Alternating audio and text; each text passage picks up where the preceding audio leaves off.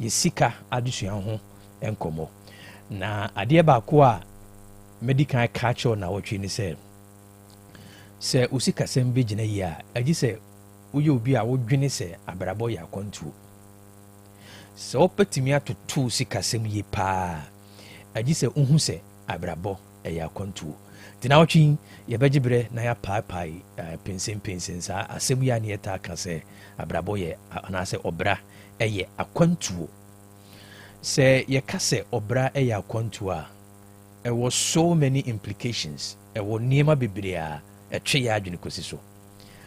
One, ye ka se obra ya akwantuo a ade baako a obedi kan ho ni se kire se ye nyina ye wo ba bi ko di kan ye nyina ye nim se edan se bo a ye bedane ato ye nyina ye ni kire adaka menem eno ne biaye baako a ye nyina ye ko ye nyina ye ni kire adaka menem na apart from that so no ye wo biaye bi wo ya nkasa ya bra bom a e wo mfie so no eno so ye biaye sesi a me no ka se wadi mfie duonu a mfie duasa ye biaye a wo betimi akoduru mfie duanan ye biaye a wo betimi akoduru ena mfie duonum so ye biaye enti yen hye ne nso na ade baako e wa akwantom no se e wo se unhu biaye a wo kɔ enu nti se wo 20 a by the time I be 30 no he fa pote na pese wuduru wa brabom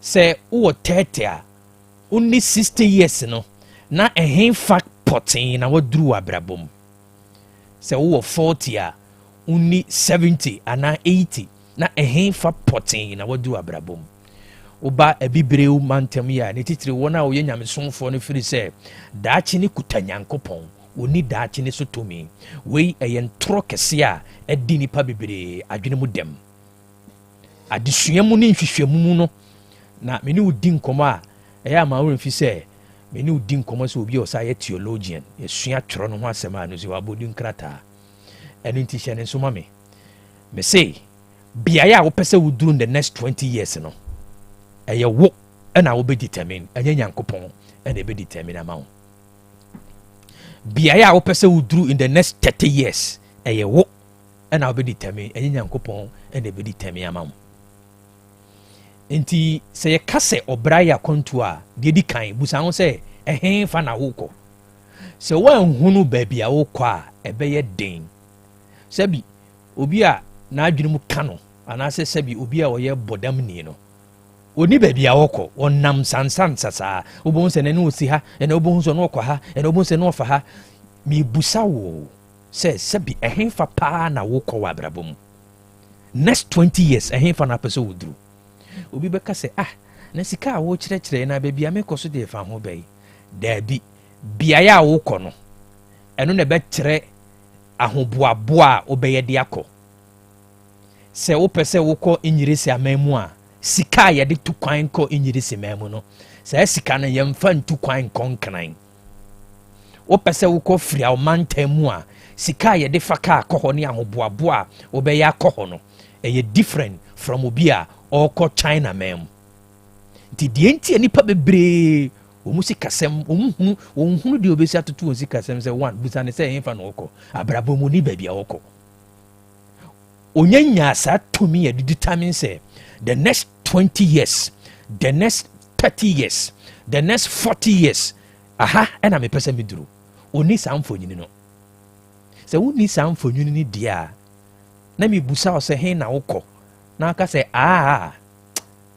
na ne yɛ wo sɛ saa adwene ho biem sɛ mpanyimfo ka sɛ ɔbra yɛ akwantuo so deɛ a ɛne akwantuo biara so kɔwie aboboa no bi akwantuo biara kɔwie baabi ɛno nti sɛ wobɛtumi atoto sikasɛm a deɛ di kan mebusa wo ne question ɛhe fa na wokɔ minim sɛ yɛ nyinaa yɛkɔ adakamenam yɛkɔ nseɛ do ɛnyɛ hɔ asɛm na meka ɛwɔ mfeɛ so no ɛhe fa na wokɔ the next 20 years the next 30 years the next 40 years ɛhe fa na wokɔ wei saa tumi a yɛde kreti daakye no wɔbɔ adeɛ de ama wo na yama nipa bebree yama ɛsom agye afiri nsɛm yama nsɛm a yɛte no agye saa tumi afiri nsɛm ane yɛnam abrabɔ no mu nsansan saa sɛ woyɛ obi a wobɛn abrabɔ paa na wo ne abrabɔ twetwe nkɔmmɔ paa wobɛnya mfonyini sɛ mfeɛ aduasa aha na abɛduru na saa mfeɛ aduasa no bɛba wobɛduru wɔ so ampa ma memfa nsi a nyame yɛ adom akyina yɛbɛtoa so hyɛ ne nso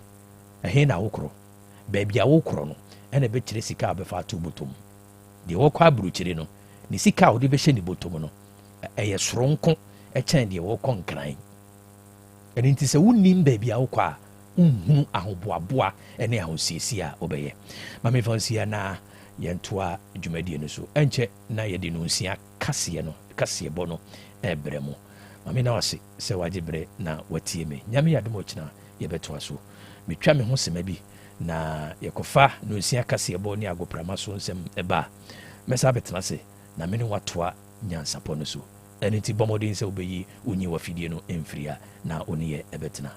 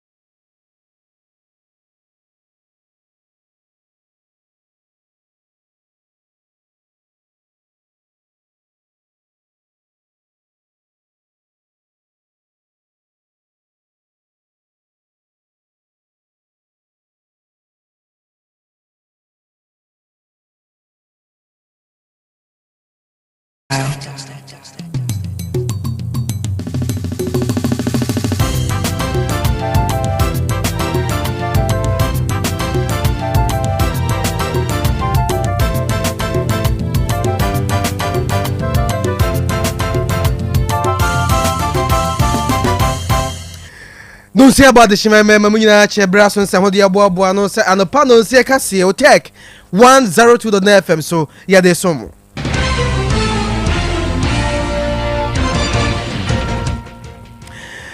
Sama de Banados, na dear Dimwako Tinibinie. Again, a man penny, His Excellency John Dramani Mahama Obama, and yes, I'm sure Femo Bobetimia Cosuntino. Or the other said, there be out to us your risk as some swimming. Yeah, the Batuja.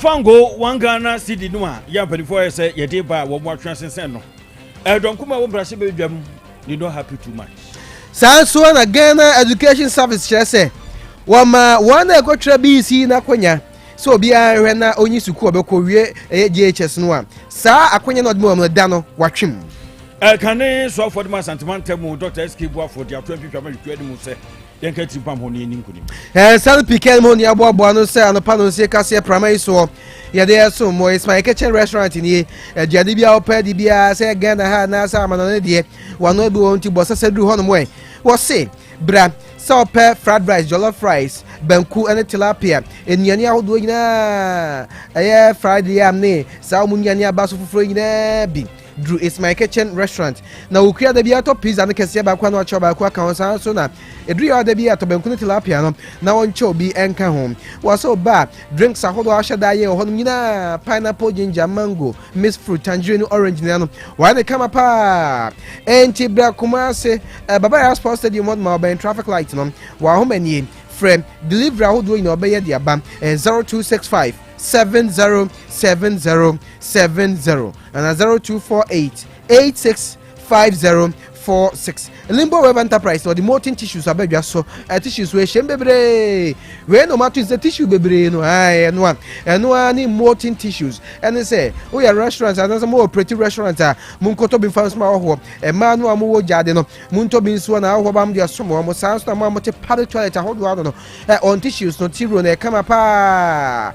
wo so auto bia so bag mu ai pin na de chi na na wo ko anim no na wo se wholesale ahodo mu a mo ye retail ahodo mo mpesa mu tuton mo mre na mo to bi mo to fo bo na mo kwa mo mfa so bebere kuma se crow from anowo oni shi na na di hwe mu pro me abia menje no wa ma ne 0550 115 013 and 0595 850 Dr. Ampma Heba and Research Center nie obayen frinchie aduonum na nie ntu odina wo do se brɛ ya de bia titi wo bia nyaminti oho ebebao ukro 150 Ghana cedis petty 1.5 na no he self atagina wo de ema wo se fibroid na ha wo na umpan wo de kofo we sciatica na so sia de na eteti stroke na agi wo boso na diabetes hypertension obo fichi kro no ho abemu na Dr. Ampma Heba and Research Center ebu akwa macro hono mu a odu nechi monkare no ebu akwa macro ho na ohu wo no wa ho manie 0537 533 663 and 0245 709 965 no the ampoma bumpo capsules na bedwa so mema prostrate na siesie no kama na ampoma heba padam se general war bin man mema nyina mo no na mo nkwa mo nyina mo na so ubenya bia tu aso ase Yusufia Mosque na nim ha main distributor na mema provide na humanie 0242 62 5430 perfect series books in here and mo odwa so abo adisuan for pamo ntia bobo kenken akonkan perfect series books Ghana Education Services Center kafaji atumti English language down power the people history of Ghana RME computing creative arts science and maths you know the bia badum literacy language and literacy coloring and writing perfect series books now so open mock exam term exams and midterm exams and before sound exams and sound schools are the mon friend on CSC be from among grand dance one first up Kumasi Puto your Bellary station baby otongo be bia do as a perfect series books so how many 0243 299 938 and 0540 755 465 Park natural bina water and sucroja no pay ye come for Ediama was so bidi senso mrivna wo the between Park natural bina water ya na run one Java mountain for your jug edma dispensers bottles of run so Samsung sachet don edimu akotrin wedding impression ayakai ye befi ayakai Paris Outdoor Conference Retreat Conventions Outdoor School Kodano no be banks and family ho upe bia na wo dunkwane kwadu mu a Mwada Roma ya munko bamboo sport opposite wodwa Let's Ventures from Shaho Kinepen Ventures and so Manso Datano Samachua Company Limited one be mom shooting in every amount to me I can be number 0244 041913 and 0458 001765 now when the Clay Park Atokese Jonas Banso Flefrosi Lupano Taba Montiso Jonas Babisha Beboa Metidia Diako when I'm young in Abakama one Casawajin and Uncle Banso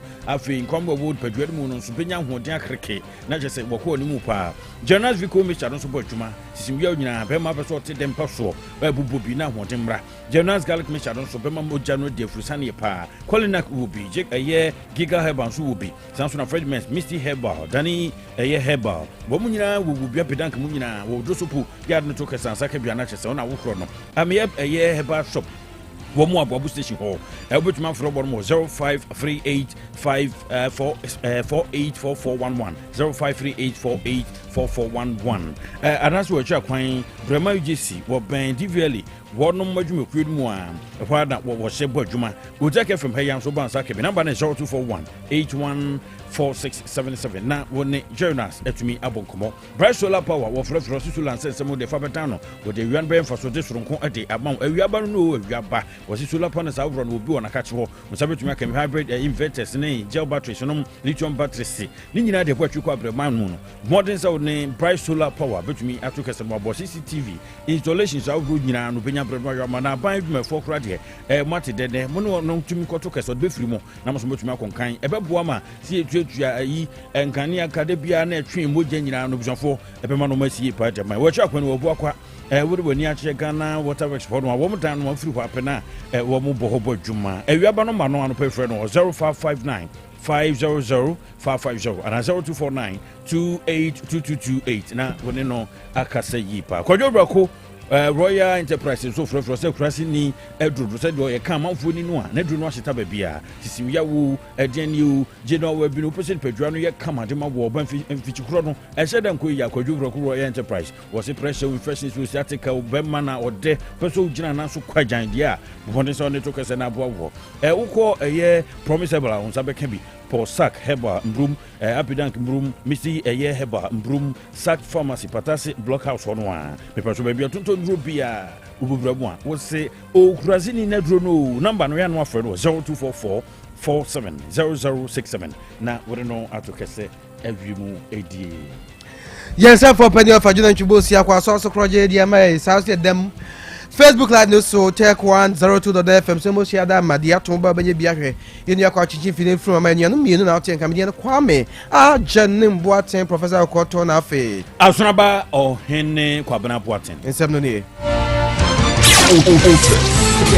Otec FM 102.9. Don't touch that dial. Na say fam mo bua ba fam nam so amomanfo wote ho ware pa ya enya asem ketwa na eno na Ghana man His Excellency John Dramani Mahama ba mane se ade bi oso ye bua ma Ghana sikasem ejina na so onum be ye fam mo bua so ejina be ejina no na mpo se kofom no be ye na emum wo se ade ba ko a emma oda onna Israel and Iran and Tokwa. Ya wonum Ashasia, wonum pempen so de bobo so ebanom. Wo kire say, o ha ma hodo on tu fam wo wi asi se ekoba se omun Tokwa no mu ya de pa. E de o ha pa de beba ma fam wo bo no, wo mansa adwa so no, e be ma akosoro. Wo se akosoro sanso a, Ghana ha de no be kosoro. Enti o de se de ato aso ya, wonum hwe ahone ne ho nsem so anim. Sanso na aso ya hwe skasem so de ato nso mu yenu nkamom. No mu nyine wo mani fe entra enhwe Israel ni Iran tokwa no hwe sunsuaso wetim dia bre oman no fam wo bo ho se be ekoba sunsuaso boni bia beba ababa tumi tu anamo no aso ano basahare so Ghana man His Excellency John Dramani Mahama seminar to your bra na oba pro e wo savannah man tem ni mu mumi chinchire mu bia wo de bai. Today I wish to reaffirm that our commitment to the people of the Savannah region will never shake. Despite the work we have done in stabilizing the economy, Ghana is not immune from the shocks of global events. Recent events in the Middle East, which involve an exchange of missiles between Israel and Iran, have started to escalate crude oil prices dramatically.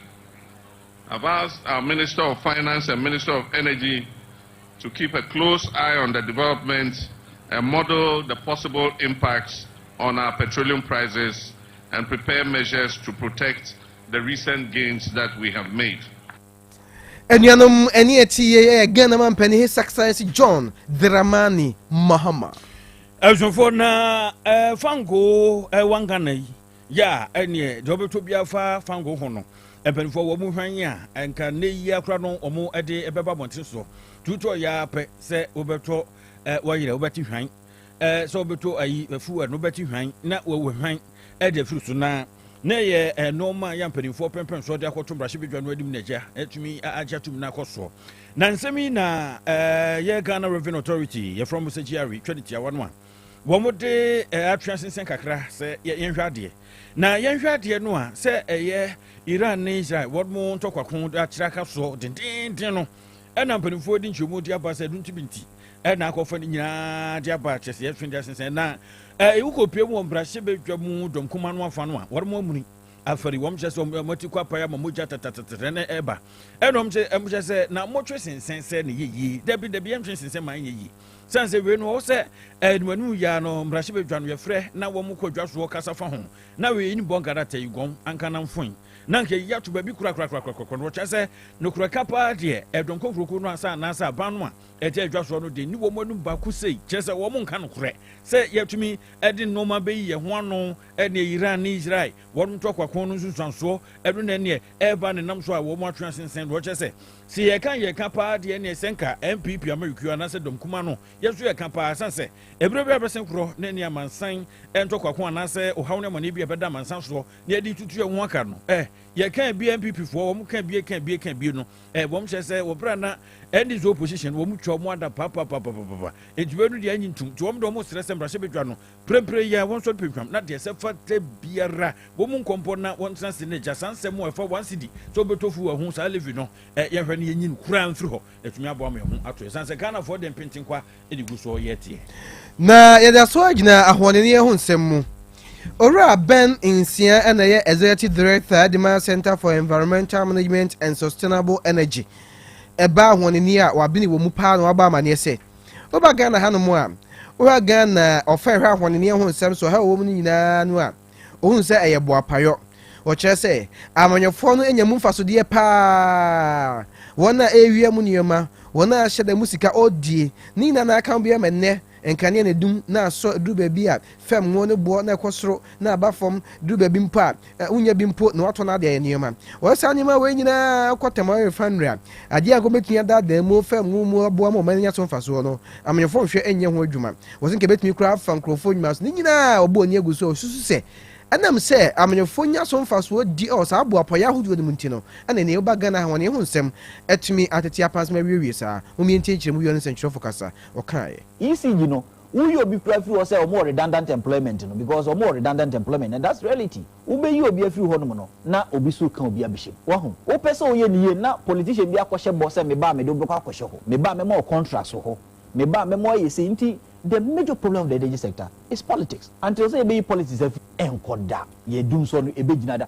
opa da makacho bi me say opa yemfa energy sector levies no enko 5 ne sector levies no oka 1 Ghana cedi no edibo the can't the jidada no ho the levies taxes and margins is about 4 Ghana cedis 27 pesos right on petrol and about 4 Ghana cedis 25 pesos on diesel opa yemfa nko 10 Ghana cedis on petroleum products still the problems will not be resolved because the major problem is politics and as on my yenye ready say be politics are free the energy sector yenye ready right until the problem of the sector is just politics until we take out politics of the sector minia ye betina wa be hu da bi ye beka was last year me no ka energy sector asem this year beka ho asem next year beka ho asem next 2 years beka ho asem because the politicians are not ready to take out the inefficiencies in the sector because they benefit from it ni me no ka say di entina anka finance minister beka so the 1 Ghana cedi ba o because most of the justification for the 1 Ghana cedi no OTS ya the koto fuel OTS ya the kotua debt but me can ba bi say already fuel ya projecting 1.2 billion for natural gas this also be catch me say to fuel another liquid fuel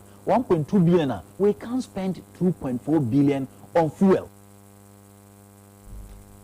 ebusia for the tin nke ura Ben Insia ebusia for na yento so na yenko ani PP amayuku panipa nanka ubepie asantomanta buabro na waye soafo pani SK buafo wode komobo bi adu MPP ade mu no wo hye moye Ghana ni wate menye Ghana ni bi mu an wo se moye Ghana fo nemum de se fata pa ne se nkabom be ya de hu be hia na fe we be hu se ni nua na yonko ye yonko ye nyina party kro do a na ye hye de nchen no ase eni kwan se wo ase obi ede wo ya we be hye mu afa ni nua bi ho yenyina yenke tin fampam ho na fe na muntuo ba kro no enye pepe so na nkro na yentumi ehuri mu ntenten so na dwumadie bia se no den sim agro edi tudwa sali chei tiwa ya we mrahye bedwane di ma twema wo bia south wo mo mansimu no edan kawe na wodi dwuma so bi di ma ajanom da so nkokura na Dr. SK Boafo odin sim agro edi tudwa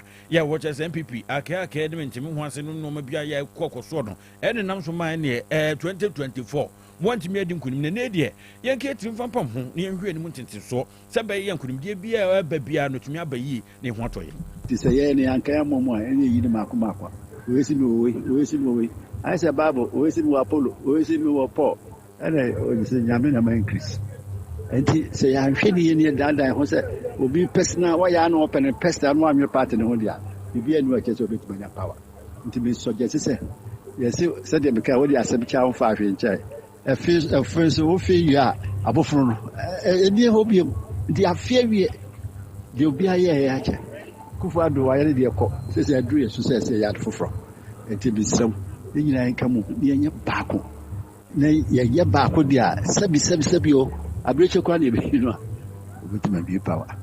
That's the attitude. Now, Sanka said a year politics of insults. I can't hear what way me. Go for me, if it's a politics. But my Baba said, so many years in the year politics at Chapa. Then they started politics. 79, I'm called parliament in me. What is that? My dear Viatemda. First of all, also. Then an anti so the assembly of 5 inches. Who's me of Cassiaram in your Cassia? Then come baby. Or no, now, Hano. No cafe now be so be so. Ubiswa dreams or go and Massipraco or power to your class at the bonnet. The other side dream. Ajuanfo no akire ne kura mu panipa wo ye Frankatuni eso peso di ye kan mampani United Front Party wo mu panipa na agini Boateng jataba na dodo no de fra no so medi no aso kasa yiti ne American say bibia ni ho no man kan bo mu ba mu a enye yi salty say MPP lose or lose here no. They shouldn't push the blame on NDC. It's the MPP mo. Eti baby I greedy. Say be yo enye yo e MPP for so. Na me didi say enkambo mu obi a chairman na mo nwini so ye superhuman.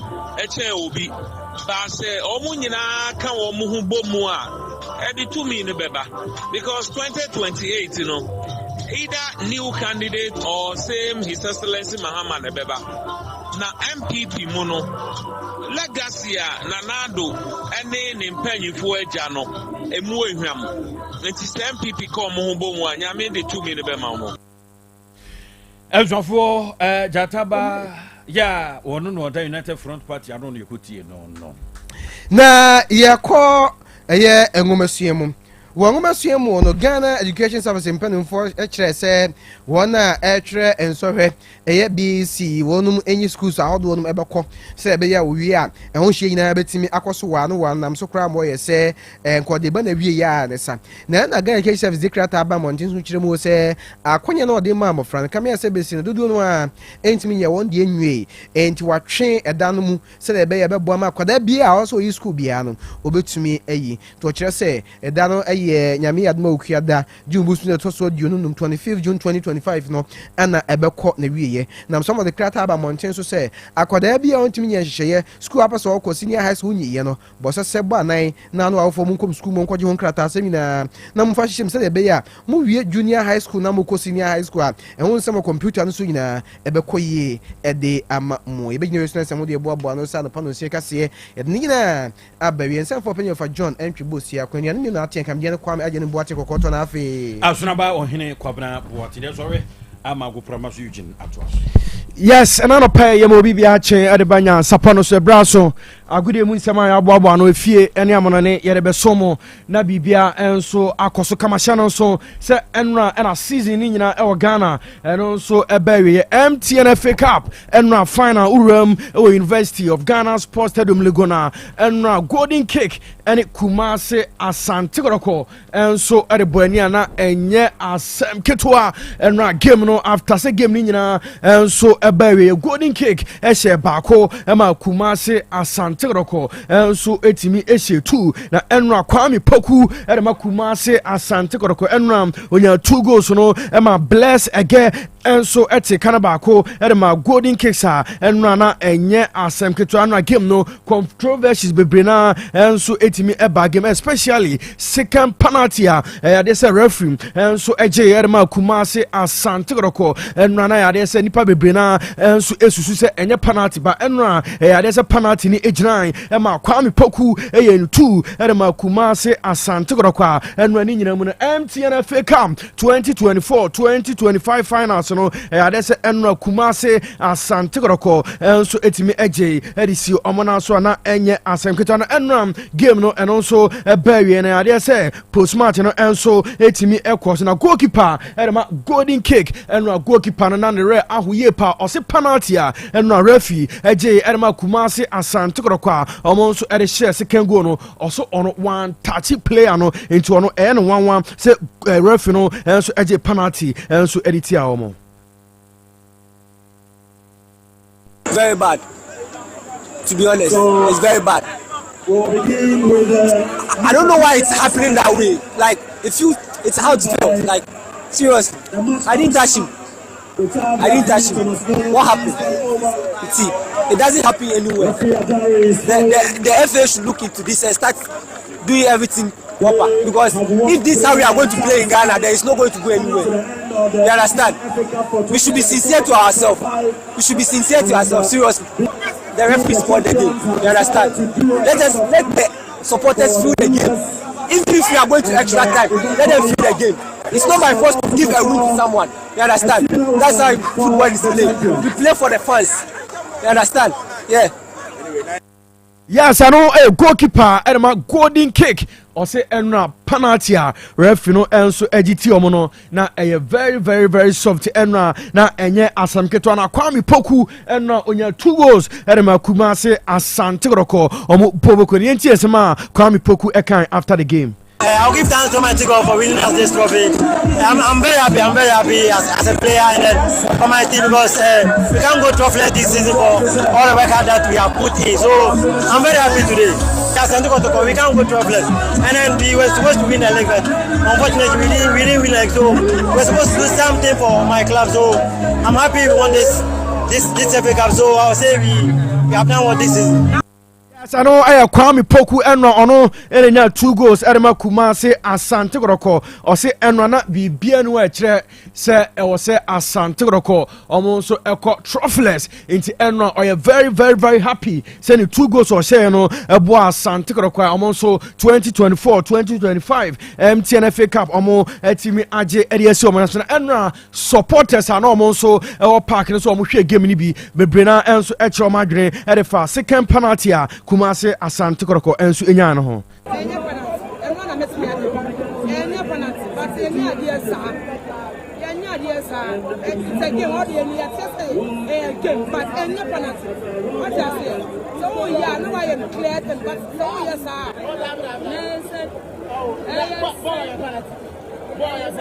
It's a clear penalty. As far as I want to 18, if you read the 18, now you will be the power. You are a king there. It's a penalty. It's a clear penalty. The referee will be it's a clear penalty. And what about really? Yeah, but what it's what about deserves to win this trophy.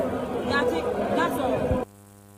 Santi eno enra fans amko pm o legono ebise na enye penalty ebiso se na penalty nti enra na enya asamketo MTNFA Cup ade se eno so etimi abawe ya Kumase Asante Groko enra omo eje edisi omo na so say 2024-2025 MTNFA Cup champions no ekoi edema Kumase Asante Groko channel so se nano Saturday ewo Accra and Ghana Football Awards 2025 and also etimi eba so we awards ye erebo footballers also Ghana for musia kan ebi Ghana ha ebi so amanana nano Saturday awards no ebe ne say and various awards no and also etimi ekoi Ghana footballer of the year Saturday no and also ekoi edema Thomas Ter Pate na say 2024-2025 season ni na Ghanaian players esia kan say locally and asa amanana Thomas Ter Pate and nano Saturday award no and also etimi ekoi edema room female footballer of the year and also ekoi edema Doris Boadua ono and a man nyina omo Ghana for no footballer of the year and also ekoi edema goalkeeper of the year ekoi edema House of Folk omo goalkeeper friend Benjamin Asare into Enrasa and also esiko home best player of the year and so ekoi edema Nations FC omo defender friend Razak Simpson ono and I say home best player of the year no and so ekoi edman men's team coach of the year and so ekoi edman Sudan national team head coach your friend James Kwesi Apia ono so na award no ekoi edman women's team coach of the year ekoi edman Abu Kasim ono so head coach edman police ladies ono so and sa etimi eka award na golden boot winner no and so ekoi enram edman Steven Amankona channel so said this season osi akan edman Brekum Chelsea 15 goals and a Steven Amankona and so say Edema Brekum Chelsea Boboko na women's Queen winner no enso ekoi edema Mary Amponsa or a player ade se ano so esia kan e Ghana ha enra ono so ensa etimi eka award na enye asemketo Odate Lamti future star winner no enso ekoi edema Jerry Afriye and a best African international player after se bibia enso ekoi no ekoi edema Ashraf Hakimia ono so esia kan edema Paris Saint-Germain omo boboko and a female team of the year enso ekoi edema police ladies male team of the year and also ekoi edema baby any goal stars this season also Ghana Premier League J RDC Omonaso goal of the year assign ekoi edema Razak Simpson Shannon so set Ghana Premier League Nations FC and a House of Folk AC Akanagua they say Razak Simpson share edema Nations a boy Emma this Saturday goal of the year and so ekoi edema Razak Simpson home based female footballer of the year and so ekoi edema Mary Bequin best Ghanaian club CEO and also acquire Edema John Peter Amewuram Hoho United also club no and they say also manage Honorable John Peter Amewu also and a CEO of the year no and so acquire Edema most vibrant club on social media that's over PM or Ghana clubs no they say also the modern more else any social media all projecting the team no they say contents are also added to social media no the whole of the year they also the morning more also ania na amount for share the contents na the contents na funnel ekoi edema Mediama Sporting Club also enya most vibrant club on social media and living legend awards no and also ekoi edema empenyufo miensa Mr. Herbert Mensa Hariza Ko and Mr. Ken Mensa we empenyufo miensa we and living legend awards no and also ekoi edema ma na enye asemke 2025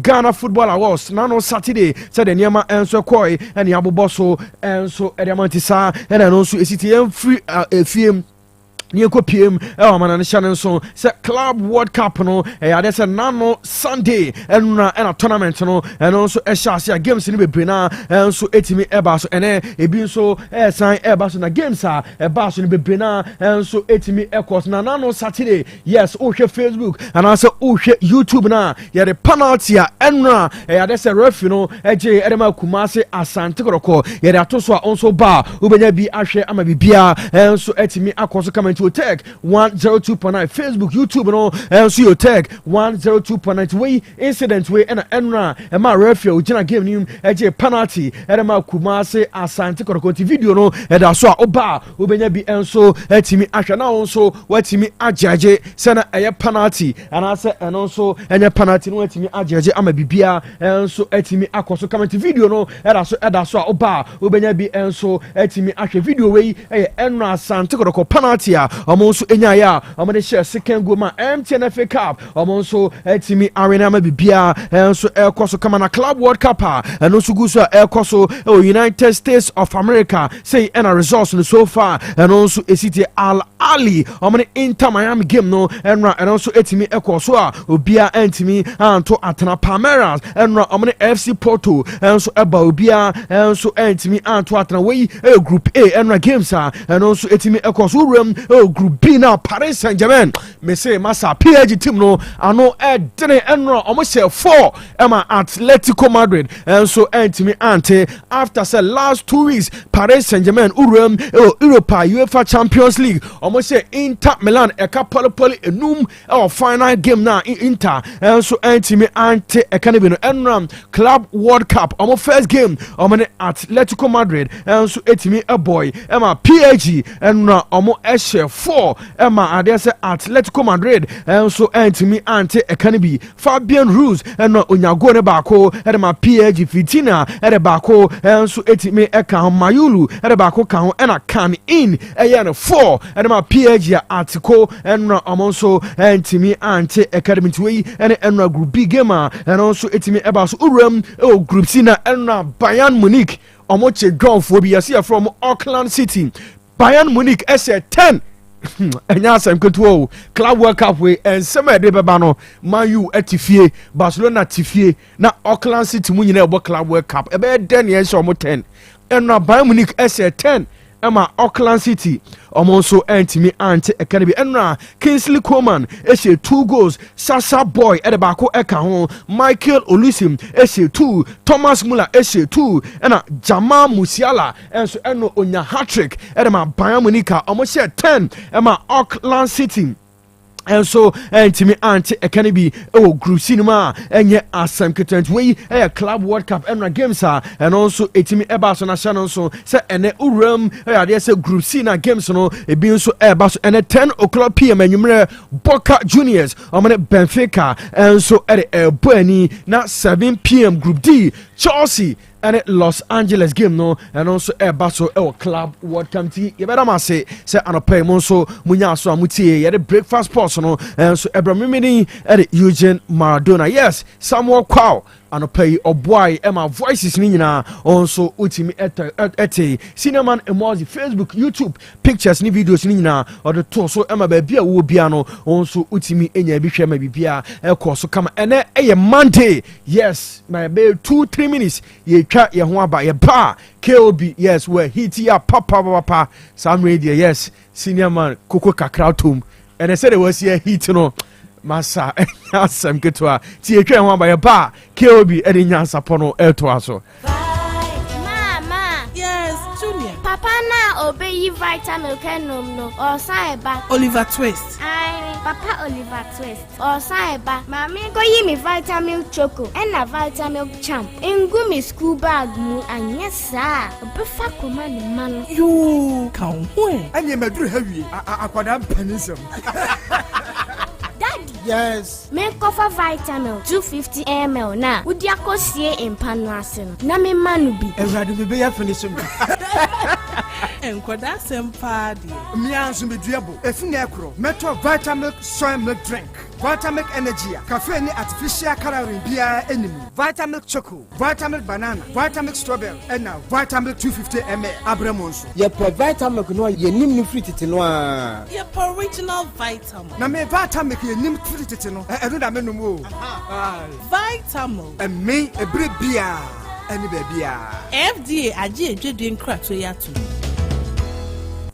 Opanyi mahwehwe wache se perfect series books here o ma me koto obi ma me ma no o wajajai aboa wo mo se wo tumi kenkan kama wo kabrofo na nkontabu akora de ajajai wonderful Mr. Ghana for GAG perfect series atomo no de jai no de animdifo e na twere wo nwoma bia o wo crèche nursery any KG books bia bi and o science creative arts, maths, RME, history, coloring, computing, OWAP, nina. Every basic 1, equals basic 6. English, every basic 1, equals junior high school. Ne band combine soa, or nina be English nom and maths nom me say books be anywhere. Perfect series, any be na GS, any naka, and so am approver into your batter pian koto be maneba. And na so we there, so could be crab to me akoton. How many students? Na eno kradi, what tape one say we almost have certain mock exams, terminal exams, and midterm exams. At the master school, here one more at to phone call put to a station and crying down so mine. First up, and your mom by beer, your tonto books beer for 0243 2999 38 and a 0540 755 465. Perfect series. Your worst future is secured. Odei, no question pa ba ko ne se nipadua ne kanea ene yani. Enti na wo se wani ku wani kosua ho no bibia fa wani ho de emfa ni agro ti wani so hyehyew wani so kekaw ewowo eprusuo aseswa ye wisi enne wo bia book mu kra se wo kan ya wo hu ni ya Monsieur By Grace Eye Clinic mayen hwemfa mawo abofra ne so de bia wo bo ne se na desua wo fam e bia na wo hu blackboard ni so ye o ti fa ne bra By Grace mayen hwe nani fama no eni kosua no eho asem ka no ye mfa ni agro ti wani ho ha obia ye hwe wanim e By Grace Medical Center ayaresabia wa bibia ni a yen kasa 0244 97 68 05 By Grace e Kumasi Bremai DVL ne nchempe osekwadwo area wa e ma remfio nipadua ne kanea ene yani Jerry Nas herbal mixture. Jerry Nas herbal mixture. Jerry Nas herbal mixture. Hey, na adwuma be na Jerry Nas herbal mixture ya mama mo body dis ano. Na ya yembre pa.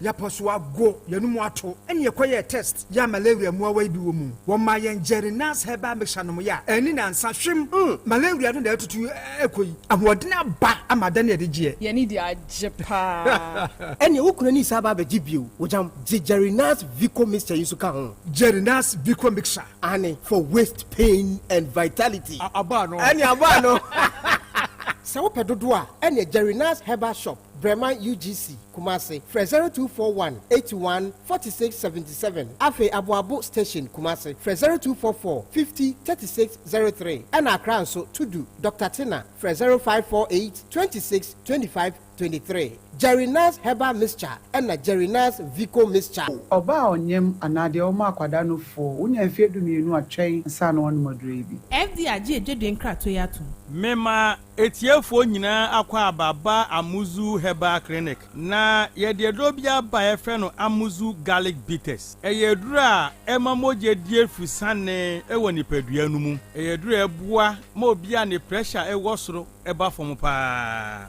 obisu a otie mi a wadro srade abro so obehia amuzu garlic bitters amuzu garlic bitter prevent numbness so be say mensa anasa minan 83 nedro eye amuzu garlic bitters controls urine flow dia odun so bebre anaso so basa no onye amuzu garlic no mu a emeso tikura amuzu garlic bitters prevent sciatic pains obi say doctor me to ase twetweme unye amuzu garlic no mu atu edi amuzu garlic bitters is good for stroke patient obi anya stroke obu a stroke ne bone nkaye unye amuzu garlic no atu edi say drain na sofu bi anya stroke for years what thought wa minu panom ai na wetimi asori ananti waka amuzu garlic bitters boost the immune system and fight infections say utie me na say uyo chirembewu yare biya ba bekrawa kopa amuzu garlic no mu en ne mo ho ye dene na kutie nyarewa amuzu garlic bitters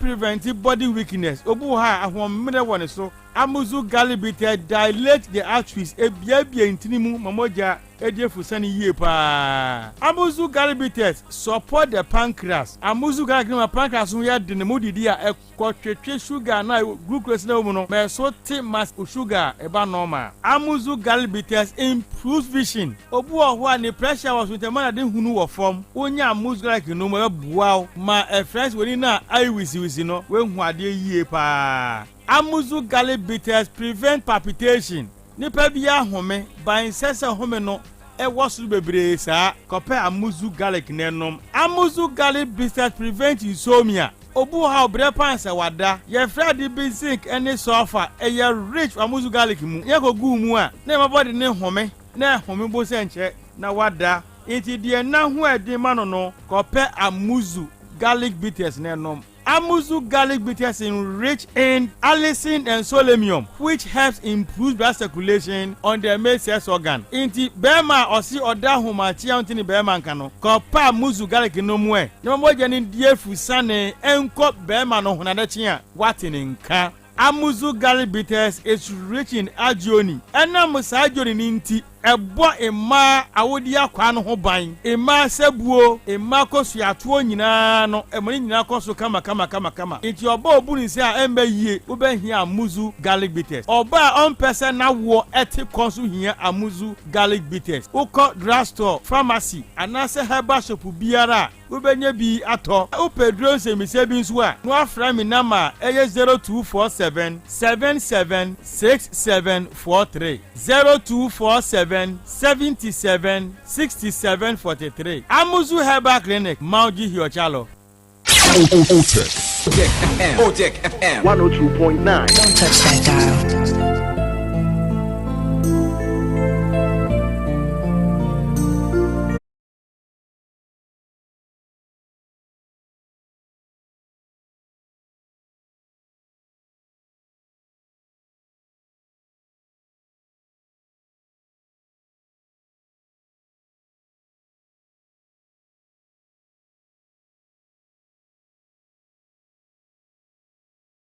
9 baako sabri yɛnhwɛ sɛdeɛ ɛnɛ ewiem nsakyerɛeɛ ɛbɛsi ayɛ na wɔhu kwan a wɔbɛfa so a wɔbɛtoto nneɛma ɛnɛ dɛ na ne tɔfa bomuo no anɔpa yi yɛhwɛ sɛ wɔn a wɔwɔ anaafo mekyerɛ the southern part of Ghana no yɛbɛnya mostly cloudy condition ewiem bɛyɛ kusu kakra na wɔn a wɔwɔ coastal area na wɔn nso wɔwɔ mfimfini mantam nso no wɔhwɛ sɛ nsuo bɛtumi atɔ mmeaeɛ baabi na ɛhɔ soso no ɛbɔ ɛbɛtumi asisi ne titiri wɔn wɔ the forest and mountainous areas no na ɛda ne kɔ n'anim yɛhwɛ sɛ yɛn a yɛwɔ anafoɔ fam ase no yɛbɛkɔ so anya cloudy conditions wɔn nso so a awia no ɛbɛpie kakra na asaade ne ho akɔ akɔtɛ na mmom wokɔ atifi mantam a mekyerɛ the northern part of Ghana deɛ a awia no bɛbɔ hɔ paa na ɛkɔ anwummerɛ soɔ no yɛhwɛ anim sɛ nsuo anaasɛ ewiem bɛtumi abobɔbobɔ mu kakra ɛwɔ wɔn a wɔwɔ coastal middle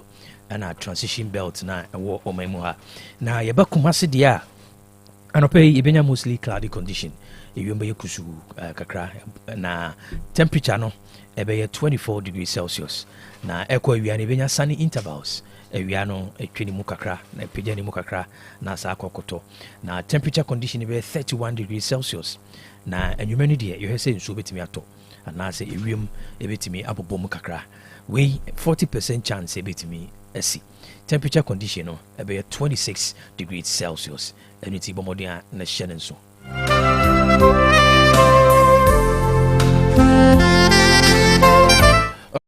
business segment no ɛmare mfi sɛ yɛka BMS ho asɛm na yɛhwɛ na berɛ abɔ ahyɛseɛ berɛ a na ɔdi mfie du ansa na ɔhyɛ sukuu ase na afei ɔkɔyɛ houseboy wɔ fie na ɔsa kɔdi dwuma sonsom ya nti wohwɛ ɔno ne life na mostly no apprenticeship ɛna de ne bora industrial business mu yɛka bɛsi nnwuma kɛse a obiebie no mu ha na wokɔ nkramantam deɛ a ɛdan a ɔsiiɛ from 1970s kɔsi 1980 ne deɛ ɛyɛ dan a airport residential area na agye ne din paa na mpanyinfoɔ firi nnipa bebree firi mmeammea bɛhwɛ fie no ɛsiane sɛ na efie no ɛfɛ na wɔmbɛka sɛ it was a statement of pride power and possibility wei na kyerɛ sɛ nnipa biara no deɛ wode bɛsi w'ani so sɛ wobɛyɛ biara no wobɛtumi ayɛ na ɛnɛ yɛde bɛɛ wie no aha ɛna mpɛ sɛ yɛhyɛ ne nso wohwɛ abakɔsɛ mu a nnipa bɛɛ ɛnan anaasɛ yɛaka wɔn asɛm yi no bɛɛ mmienu anaasɛ mmiɛnsa na duru baabi a wɔn sɛ political interference na abɛbɔ awuram onipa wei dwumadi a wɔdi na 1988 PNDC aban ne baeɛ na ana ɔde nsa bɛto n'adwuma no nyinaa so sɛ ɔsɛ tax irregularities ɛne toɔ ɛtua no ɛnhyɛ da ɛnkɔ yie saa na wei nea na ɛbusa ho sɛ adwuma a ɛfa nipa mpempem na adwuma a ɛma nipa adwuma ayɛ sɛ wokɔhu biribi wɔ mu a anaasɛ wohu tax irregularities a yɛpɛ kwan a yɛbɛfa so ɛbɛsiesie adwuma no na ama adwuma no gyina ne naa so but ɛwɔ Ghana abakɔsɛm no deɛ sɛ aban bi sesa no ɛba a deɛ wɔhwɛ sɛ obɛnya biribi kakraa bi na ɔde agyina so ɛna ɔde agu no dwuma nti wei owura bi mensa ɔtwe ho daa werɛ kɔkɔɔtɔ a ɔdi nkunim deɛ nanso ne property bi kɔdi Senate hɔ ebi kɔdi Durapras hɔ ɛna British American Tobacco ɔno so bɛfaeɛ ɛbɛsi saa berɛ yi ne nneɛma bebree wɔ a ne nsakora tumi anka ne ma no ɔda ne to hɔ na ɔmo ka ho asɛm adesuadeɛ a yɛka ma amanyɔfoɔ no ate ne sɛ ɛberɛ aduru sɛ saa adeɛ no yɛgyae because sɛbi yɛayɛ tete kwaa ne nkurasesɛm sɛ obi bia adwuma na sɛ ɔnyɛ wosusu sɛ ɔnyɛ w'aban ni na woba so a sɛ nneɛma bi nkɔ yi a saa punitive approach anaasɛ saa condemning approach de sɛe nneɛma no sɛ yɛnyae a ɛno na ɛdedidi mu sɛ yɛgugu nnwuma bebree a ɛnɛ mmɔfra nyɛ adwuma nyɛ no adwuma anka ɛbɛtumi aso no mu agye na baaba amana gyina ne naasoɔ no ɛno ara ne political vendetta nti no na ɛde agu adwuma no na nnipa mpempem abɛtena fie wohwɛ a JK Siaw ebi too no ɔno no adwuma no yɛgye a akyiri abɛdi Guinness wɔ no wei nso so yɛtoto no adwuma no agyapadeɛ ɛyɛ basaa ɛnti no yɛka kyerɛ amanyɔfoɔ a wɔn te so sɛ yɛhyɛ mmabunu nkura sɛ wɔn mfo wɔn nhyɛ adwuma mu na wɔn mmea wɔn ani so mbɛtumi bi adwuma a wɔn nso so masɛdeɛ ne sɛ mbɛ create the environment sɛ mo ntumi create environment na wɔn a wɔbɛyɛ no ɛma mo mfa mo political infestation no ɛmfa mo sɛɛ adwuma no na wɔyɛ saa no nkyirima ɛna wɔbɔ wɔn aborɔ yɛnhyɛ ne nso paa ɛno nti ha ɛna de business segment no ɛbɛsi ɛna de mamema menuanom akɔ aba no deɛ ɛnɛ Monday bogyaɛ prof akɔ aba Imagine so bro pending kesi. Asunaba bogo dear. Kwaku me ho ye. Mami adwa o se me kra color green. Green dear obia o de kwaku bia no. Ompe green no. No so go so ma green ta ben. Na se no bit ma kwatena wuram. O se o tran wuram. Na nyo na green nyina ho. Kwatena kwayi. Me green ye wo hu. O se se ma kan o de. O se so green. Okay. O mi so catch am. No dey catch am na me green wa na wo kwatena kwayi mu. Wa say ma wo ka adwa green dia. Meta monitor mu Same say ada be say green we wo ha adwen pop. That be say green no me we say don't pay say simpenta don't pay say don't pay say simpenta don't pay ya don't pay. What the can chia me green dey shame me. One can one say green yellow. Ana me dey yellow dem. Ana you want say mame green one say na don't pay bombe. Say be green ya no pay. Ana ja kwa kan adwa green o. Adwa green ni o ma wo me dey dey na wo. Oyi clip na. Ni ma wo me green. O pa ko yi clip na. Green ni mtie ma fa na sa. Wow. Energy e fa se fiada. Na dey mu. E fa se fiada. Energy clip no no pese okun. Na fe onyi. Ya bi de e fa se fiada energy. Ene de mu dwopa adwa se. Broni, yes wa se green ya mi sha. Me jitu shradi ye. Oh god. Hey na what you just say Sharaf akoye boss ni ya na won sense me. Debi ebi mu say na den sometimes na nsenkan bi wo ha.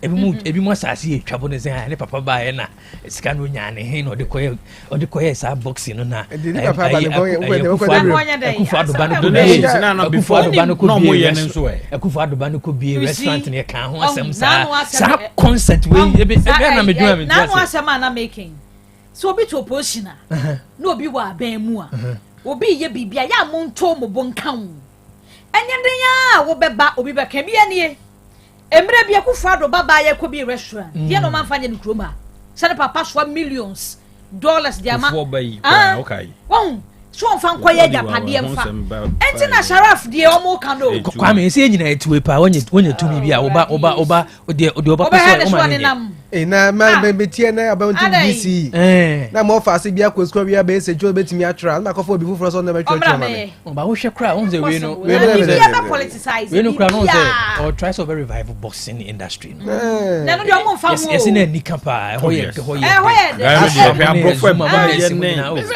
long as ekwe obi ewi o man sika no na djuma business journey on dey o na ka se musika ira ya munya se bibiamre politics shemu Akufa baba yo me ye ofuomu ye ni bi obi am the politics yi be ko am za ho ya so ye no American na sa ya ho ya ade bia na yo anya ba ko na be ya ho ya ba we ono anka wankasa papa bi wakoma da sa na fredo ye friend wankasa ba me de na me fe me de me ka ya ko de o si twi don ba no by phone any man the by phone na kwa be so na ko she adum ti ata de a eno ni the talk of point to some can want some oh bossa ba ku go she adum che dia yi spiritual ai o so akọ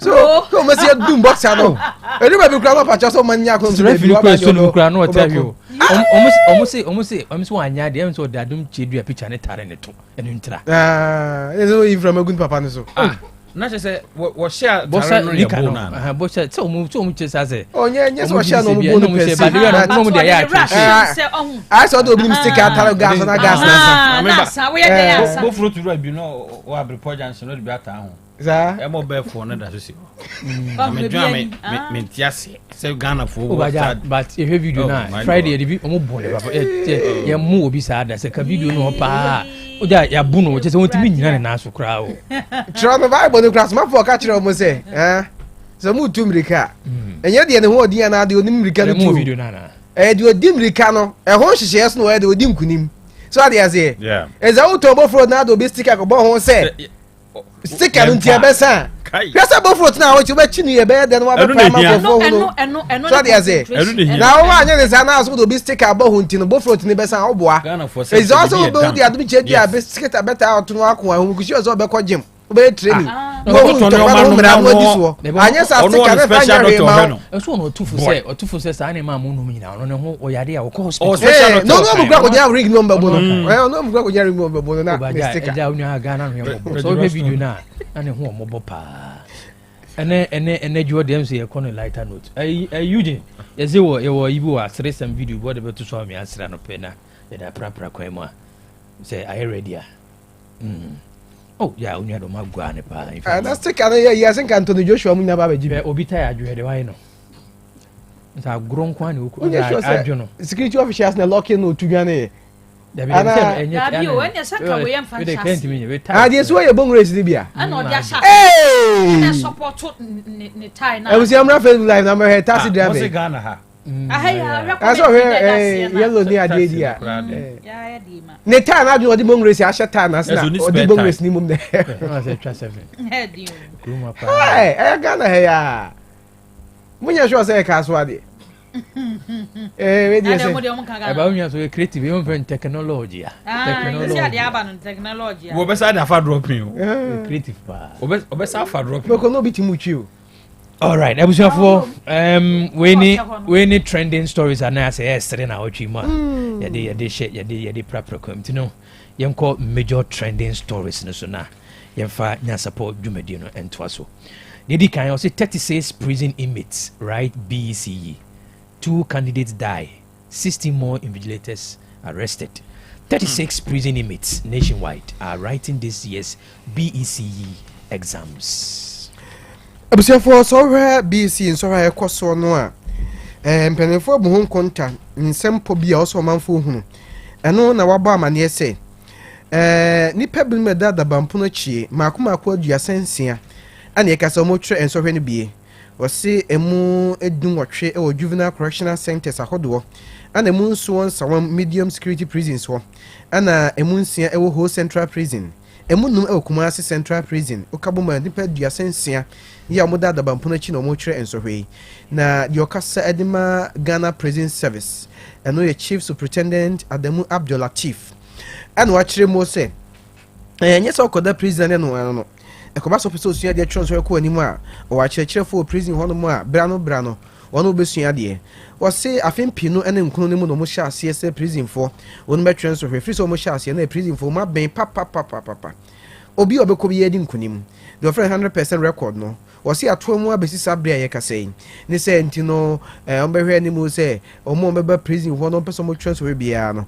ombe mu kwanya na wono atumi atro na no ato aso se oba so hwe no twiro mu a wedi enye prison officer na ekon na mum wona hwe nso hwe ne so o ma kire se nipa dunsia bi wa chewon se enso hwe no mra no watietia so ya wakasei o hwe ama mra no wadi ntu abokoko se bre nso hwe ne gusu ekoso wunia wunim no hwe na adi nso hwe ne mra no tietia foma obehwe na Ghana mra ene wo edi aduma so modia no sanso se nipa mienu a transfer no onuma frime no ya reho sempa wow ene wa shada mfa mu nchimu ama na mum ni oka ne se nipa mienu mo se nyinse ne de omde kwotro nya nhwe na se no mo konyem na akofo obi ho no akonyem akofo obi ho no akonyem Okay. We ka prison hun sense we say DSP Prince Boama we PR Roma Kumasi prisons. Was sending a voice, was sending message say utie pa DSP. Prison for no. Oh my coho metako. Just wada for ni woman na. Ya no na kwa no bisa wasem no nya. Wada for ni woman na. Onye so GS extends JHS school selection deadline to June 25. The Ghana Education Service has extended the deadline for the ongoing school selection exercise for junior high school students to Wednesday 25th June 2025.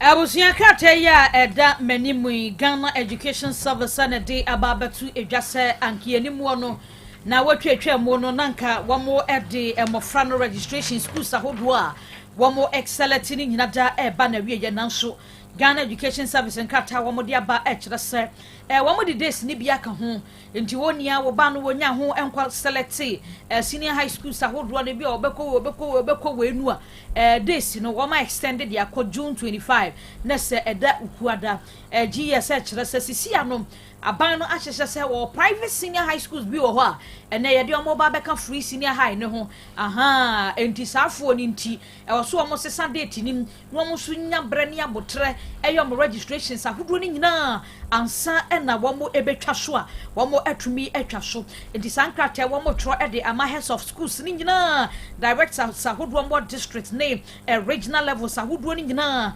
sɛ date ya na nkomo nim so ɔmo de bɛba na wie yɛ no GS adawro ma wa extend ama sisi a date no wɔde bi aka ho ɛde aba June da ɛtɔ so aduonu enum. Okay. Isaac Frimpong, we share Facebook. One may shout out it. Tanga Bernard and a Befi Bantuma Adwato. Sasona Gerard upon Owusu. Munina mo share Facebook. Richard Obin Poku. Munina no mo comments about Facebook. Best say mo share na afufrosu enyebi. Atanga, yeah, that's also good morning watching you live from Continency. What a fantastic show. Please keep it up. We need more. All right. Okay, yet was so. 7 students of Laura Secondary School feared death in river accident. Tragedy struck on Saturday, June 14th, 2025 morning when 7 students of Laura Senior High School drowned in river Dikbe while attempting to cross in a canoe. Ebusiara hosemi no kwasem ne no den. Wo chesa de suafo nson bi ya wonom Eco School Laura Secondary School. Wonum atonso mu afrim wochirema na onum etikuduo mu na koduo no edane butu nsuo no mu ena onum ekoka nsuo no mekɔ wiase wochire se enson omafrim mu na otie mu a wona ehunu bi akiremu a no mo ye adesuafo no edu ena na te saa koduo ni mu na omuto mu miensa de omutumi dware twa nsuo no ena mu nson no efrim mu na wochire se renum eye cadet a group Laura Secondary School hono tiana passe da omo no etempenten kwakọ montezu kwatenten wapom odu so no hunu se opani bi kudu osi hono mu a ode asi nsuo no so anko tware so no meso ene akudu mu tena ometrem ahwe se eda river dipe ni so mko trem a omo kọ na ni gina wantwan kansora nso no fom ena eda ne butu ye o kirem se eba ye atorenche mabo afọ agire mahwe a na so bra oyi eye adesuafo yi adesuafo no efra entuma ne tintimu a akoye arehosempa osibesi ne nadmofo nyanka bia fa ho de na so mu yi wo mu no omu kirema adesuafo nso ye omo Laura Secondary School asuo na fa wono mammo efrem. Okay. Abusuafo kwame so muso mamena yenko ahoma no so na ye ne Mr. Smart Ajiman or secretary Ashanti Flower Users Association. So yenya nti yesa enche na as a demo bi eboboba. Openya Ajiman me mwakwa baba Otec Nyansapo. Yenya mejo sofa michia woni watiafo nyina anopai. Etifo esoje so. Anopai ye nyane nti yesa ase demo bi wo mo de esam de djuma wo kuma Ashanti region ha no ase mo ye aye oye kire bi asase pese ma no homene so no kresa na no kresa obetimi a kire mu di nti ase beba me da se the woman no say demonstration between about so but for now no the yen ye can and I say appeal to the flour millers and say omonte flour no so for years no you know more fight loggerheads aqua bebre say omonte price no so na asama de bia omo ka kire yen no say the yen ye was some papa bi ka yen kan che Ghana mpanyimfo no omonye dollar ho asem edwuma di yi the dollar na amma from there omonte esam no so ne enti na ochina na ye kanumfo no no omo so no mutum. It is a middle coach, 2018, a bag of flour, 150. At that time, dollar was 40 20 pesos. And at the previous administration, you know, about in 8 years, no dollar and jump, you have to do 17 cities. It's almost an increase in flour now from that 150 now to 750. It's you know, I can't be there, almost so na de and almost some man and say. The young Ghana mpanyimfo an ye dollar ho adwuma dia omonte so nent so wochina and as it so go so good onyame aye adom na dollar it's free 17 cities about 10 cities plus. Into $1 about 10 cities plus. The next is almost no more some no more kind no. Almost this no more tip so. Now the my say before crying say Olam company and mention company because say almost my say they are taking it for granted. Who wouldn't say $1 now? Who would make you price? Now what did you our prices now to this level? And they are $3. So instead of it, right? Almost by 20 Ghana cities. So I don't know. Yes, money. Why and TV are calling on those people. Flower producers and they say, so almost and Yasama can no one is someone so. Almost say, almost can't say hallelujah, hallelujah. No one can't crucifying.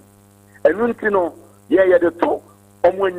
Reduce the price of flour. Reduce it drastically because send $1 and every 17 cities.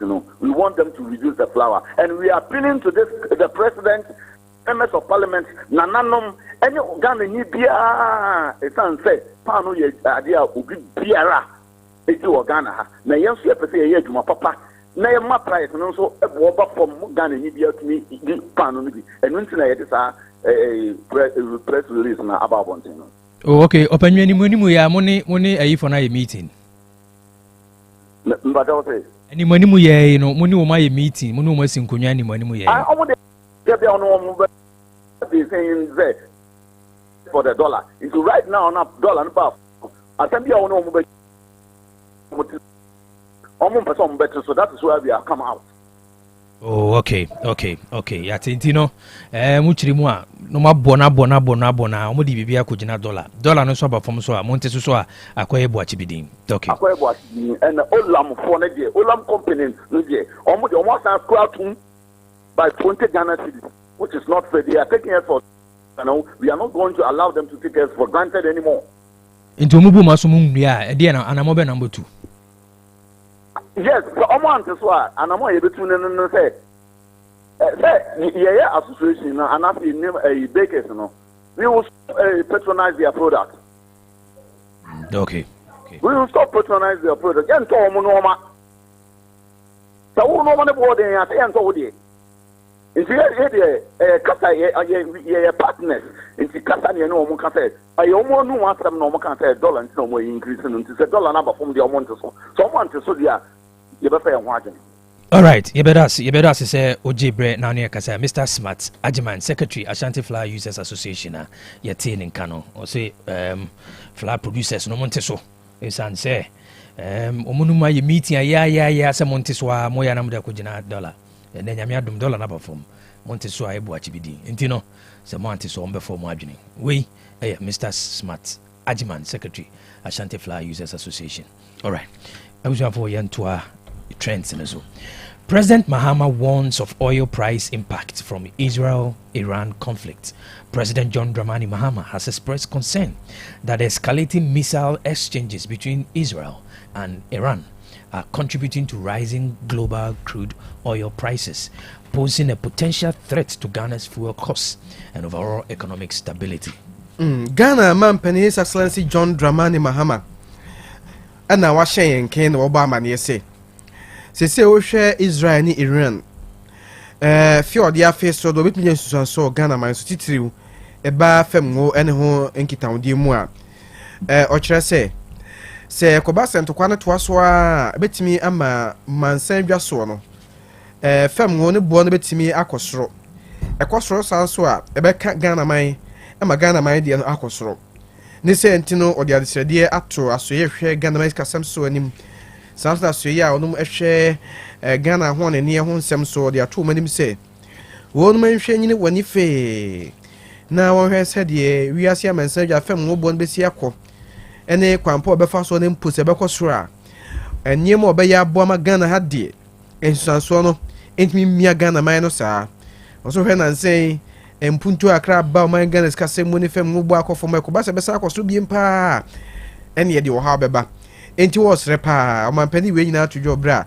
na oko na sadan sare thank you to no savannah mantem ni mu ana wagina so akire bo se do na ban be ye bi on be boa na Ghana sikasɛm ɛnɛ mpuntu akɔ no betumi aso ano no akure mu ampo ama mpuntu na tumi akɔ n'anim no ɔno bɛyɛ wei His Excellency John Dramani Mahama. Okay. Fuel prices to fall from June 16th due to postponement of 1 Ghana cedi levy. The prices of fuel products are expected to go down significantly at the pumps from Monday 16th June 2025 following the postponement of the Ghana 1 cedi energy sector levy. Abusia krate ye da manimi Chamber of Oil Marketing Companies wamo ena edi ensemi atu edwana wamo ehwe ni mosa fiti enedwo ekono wo kwa to fam ngo wo pom sa hodro no a wo behunu se ebo no asanso aba fam bi mo kire se levy omo ye sanko mo baba beje 1 Ghana enya amaso na hwe dwama abo no na sisi ya se de niam akono a wo se wo mo nso etetete so enti ye hwe ni mo se enne wo kwapom sa hodro no na wo kwa kotobia na se isi ya no wo kogina ho a petrol no ebekobe around 11.77 pesos na se a drop aba fam pa diesel no nso ye hwe ni mo se eno nso ebetumi aba efom na liter no watumi aton no 12 cedis 13 pesos na obeba bisa se gas no de eba no omo de no yente eno nso omo de aba se kilogram no ba ko bia omo beton no 13 cedis 30 pesos fiti ene ya ekro eno eye ensamode ya oil marketing companies Chamber of Oil Marketing Companies and wamo ede aba betu edwa ya wamo ebo enho amane wamo de atu dwa se ade ba kwa sisi ya abo agwo no ya ene bete no na aba fom no ni nyina ejina Ghana sisi ya cedi ahoɔden a enya ya dollar no eda ba bia ewo ne nan eno na aka ho bia ma ene fiti ene ya akro no de obekɔpom sahodo no na se ebo no asanso aba fom bi. All right. Why year contract expired wasn't cancelled. Zoom Lion breaks silence. Waste management company Zoom Lion Ghana Limited has clarified that its contract with the Youth Employment Agency YE reached its natural end in September 2024 and was not cancelled or terminated by the government, as some media reports have suggested. Abusia enche ye kura na wetwetwe mo bomamanie say Youth Employment Agency YE entiasia pama na da womo ene Zoom Lion Ghana ntem ya ma omoma kwan man crofoti si montren so esiesie montren so ni nyina mampani de batu dwase enya de asa contract no womo ebesan so atwa so ebiemo eba ye no ene betu dwase we ye twam aba ne ba ye wo so ni Zoom Lion enya adwuma biem ena ka ho bi ema Zoom Lion company no emu mpanfo aba montren so no de atu dwase enya no krede biara da se womo ne Ghana ban ntiasia pama na da womo ntem so be man crofo apepa clinic montren so no aban we ba ye wa ba betwam ne mom no contract ya eda wo montamuo no e na aba na we ye wo mo kire sa wo hwe mu a afi etwam wo ma chekora ba bi e na contract ne ba na we ya ba na te so e ma wo mo extension be 6 months no so September mu ne ba na we ye enti no hwese we no ewu natural we nya se bia aban ba no aba betwam te se de media ne fa ba bi e kan ne mom no se enkrata samwo e wo nkrata so de contract no aba na wie okay kwabena answer na ebekɔ ebetwa so busumpo no yenkɔ Bushen na yenhwɛ the residents ne kan Bushen residents lament over broken bridge. Residents of Bushen in the Bantama constituency of the Ashanti region have expressed deep concern over a broken bridge near the main road, describing it as a serious threat to lives and property in the area. Speaking to Otec News reporter Mami Akusua Sunday, on Saturday, June 14, residents said the bridge has been in dangerous state for nearly a year, yet remains unattended. I've just said, homophobia. Another Facebook. Hey, where do you who? Samad the what I say ADD back when I shall say did say dear. Send the phone to one more. A gizim, nurse, a quana says you. Homophobia Boshe say, bridge be at the quana one. I'm never be a do a bridge in the hono. Ah, I want to call ready a see home. I shall see a ADD back anymore. Yeah, tokra a 2 Munayasam Ketwa. Now, I'm none of Busia Brafed Gloves will take 102 that filling on me no bridge in channel. ana nsuo na hyase a edwiri ekwan no ame obro na nam ho a ne so de obesia tongon the drunkers for the crowd be akoma home press conference eti bo share de share kire say said yesi akoye no mpanimfo ntu ho na mo a ebedidi aba be wura ekwan ni mu a ebetim do ha no yeni aban hwe be si kwan no kra omo so hu say yes a kwa afimu ani o mabọ ho amane ahye ho ka so Ghana sem obi ntomu nwuye no de obi enhui enti omo srem mpanimfo say manimu ya omumra ho nantem paso a onye omwa na onhwe ensi amana emo se be ya bebo kwan no ho ban na nkoba se ebedwura ba kwan ma ba be se kwan no kra mami on interesting so highway so na be highway quite important so main road no so highway is one of them ti ya man body highway for once we ben your office highways no yeah they ben omo hwena no pe edukwe ya man body mami akoso yemfo a Sunday and okọ ma woni omanfo di nkomo twamfo nyine e de bai last week you know and patrick e ba this side ha say no na afa ne makia ni bi na afa enema kakra e peli break or top or hotel na mo sa de ba na e be share sa amena ni ba be 5 days ago and now omrko e be enkumo bia de adie esade ani bibia ensi wa na mo data mo na mehu ye be 4 days and I happy and man who was a car the shema mu nipa de lot on do we do pa this abana be no be mu bi kakra be boy oh amande say chance say bunda che na afia kan obi abehwe so a no yi na nyoma behwe ko ju kura ba behwe mo de unso mo de yi be sisi ho ba ni nyina ko afifira gu tibuwa ni buwa kwan ni mpanifo be bia ba behwe ba still na yi hu yi bia say mo kan wasa to ko an kura fa won kwa ni isuru na ka kwa so fa won mana ko unso fi mo na buku ase pa edidi ba ti ko an aka so mutwa kwan ni sane bi ko maye ti ko ye ti ada ni isuru kura ni twam kura na ni wo pa se bia obi nkoto obi mfrito ma onya ade obi tine pi ti ha pa nti se bia mutma bia fa won de a ade san we kura de se ye de ade kosisi wo ba won se bo ade be ti hu na akoto mu so bi na sheda botumu se no aso ne frito ye ni ba nti ana ka fa wo kura na ka fu nti wo hwe yin na e frato nche ni akota ma ye de si ano se na be ya obi kwa won kan ko side won on the school for nkoda fa won de bia ma won mu tudina faka titem ana ma won ba de san de pon ko fi ba no pani ni won mo taman che won mu kwa na yemere to wa me bia won na mo na ko fa no pa ko ta ni bitimi ebu ama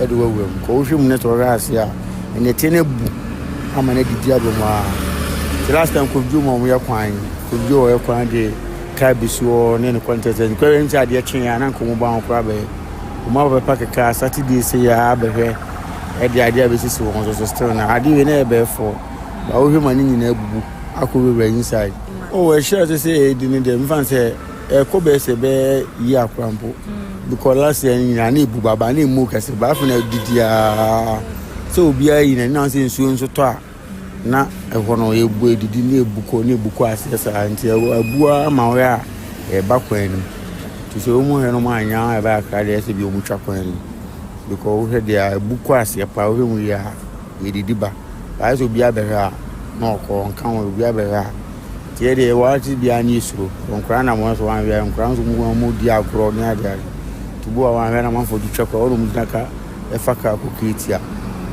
ti onu mu nyina na ba ni suro nto mo mu de ibire na bo mu chedan fa o ba on so bu anu oni wan ko pake ka kwa so oben wa na kuto that's a accident bi e cross we ya Saturday sia last week nyame nko kaka ni ba so kan se Ghana na bibia nsia yemfa anya asem ba esi aka beto ma na se akora bi to ma no bi prade ade chen am ba bibi nyansi ene de o mo fa because no mbe hwe ni ko bi o ma be no samle nko ma ye kwa nke ni senke no an kokko. All right abusuya the century mami adwoa ono so de adwoa akosua si mami adwoa dia kamani mu ye be bom so bo as ye hwe green na nyem bi ru trima ma ese yes mo de be me ho aba na otwi Yeah, Mr. Obi aba be so madwebre. Mana munim ya moye, mu bi na munim ya moye. Kokoto Mr. Oya me den. Yeah, Mr. Go me kasa boase no. Mr. I am from Mr. Mana munim ya moye mo. All right, yanko Israel. Before be ko Israel no. Me some bob me boss ni wom. The tie no say Kwaku Owusu ko hwede a then ene done and dusted. Obey ho adwuma. Na mpempi na adwuma bi sei no so hwe adwuma bi sei a. Omo hira mfa contract o. Manfo na bobo so a na koduru ni mu a no akohwe no a the bottom scan no aye dia che oman no. There are so many sanyema bi sei a Kwaku Owusu Boateng wanyoma na kapre bakra. So what they say because we akwan akese ni adom dia ma contractors ahodo mu nti omo ka menye sure say akwan we na menu me frɛ contract be use kan ye unim Ghana asem so timpempi ni ya na okohwe a eti no omunya se Kwaku Owusu ba be hwe di omunya no ho abotre ze kwan bi ya so no oba be ne omu osun bi a omu nsun kira ba ni free say one na be use sika sika sem mo na be use kan no dia ma contractor no na contractor na ya kwa akoye adwuma no so ati ase ezi o contractor no onye adwuma ye se bi aba na maniska no onye ye BS kasem kra ne ade kra kan mu mfi no so ho nti e be se omunya ehɔ no wo ibi ase omunya kemi na se ehɔ ne be kemi ene se omo yi in this case be high authority for and musika na urban rules omusika na aba no omfa bi nye omfa bi nye nti abrepofo munya abotre why na Kwaku Owusu ba mu yi megidi yeso betu na munye munye se bi aban na maniska na onye ye yesrem a ha ehɔ so mutwa bi o munti ase sa menu tua papa bi otafa ho ono evangelist nti o ye the check okay yanko Israel said here Israel and Iran omo che yam so papa Israeli death toll overnight rises to 5. Another person has been killed in Iran strikes across Israel, according to Magen David Adom, Israel's National Emergency Service.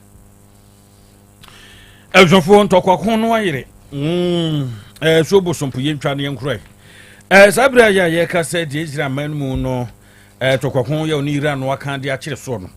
Edam so ama wuwu ya edimu akotre no aduru enum nipa enum na sisi ya ye ka said de wormagu na wobra nkomobo so Magen David Adom ye emergency service odi dwuma de ma wo no de sankra troi na man boy babontin so ya watch se tokwakwin nam so ma sisi ya ka se de nipa enum na wonum atoa ensie do ewumu a enyasim kuma kura na watch se enche kura do de betudwa ya watch se prekopa no ehunu se nipa benum wo mu ekro na eye emaminu memaminu ya wo hwe wo mu fie no amfinhia ne dwoson na akiri ena wo mu anya finso ebio nso wo mu a oyi wo nipa be dwokron mienu 92 wo mu so yi wo no wo mu aprepra di mu atin pa ya baba ba kokoro anya mfinhia ne dwosan ewo mu a wo so hwe nanim ni ade na se ase tututu akuru prepra bi ni ade wo nanim a na abrofo no susa ya wotin pintin kwa wo mu so a wo mu pra bi a nhye danye di mu atin be adwowotwe num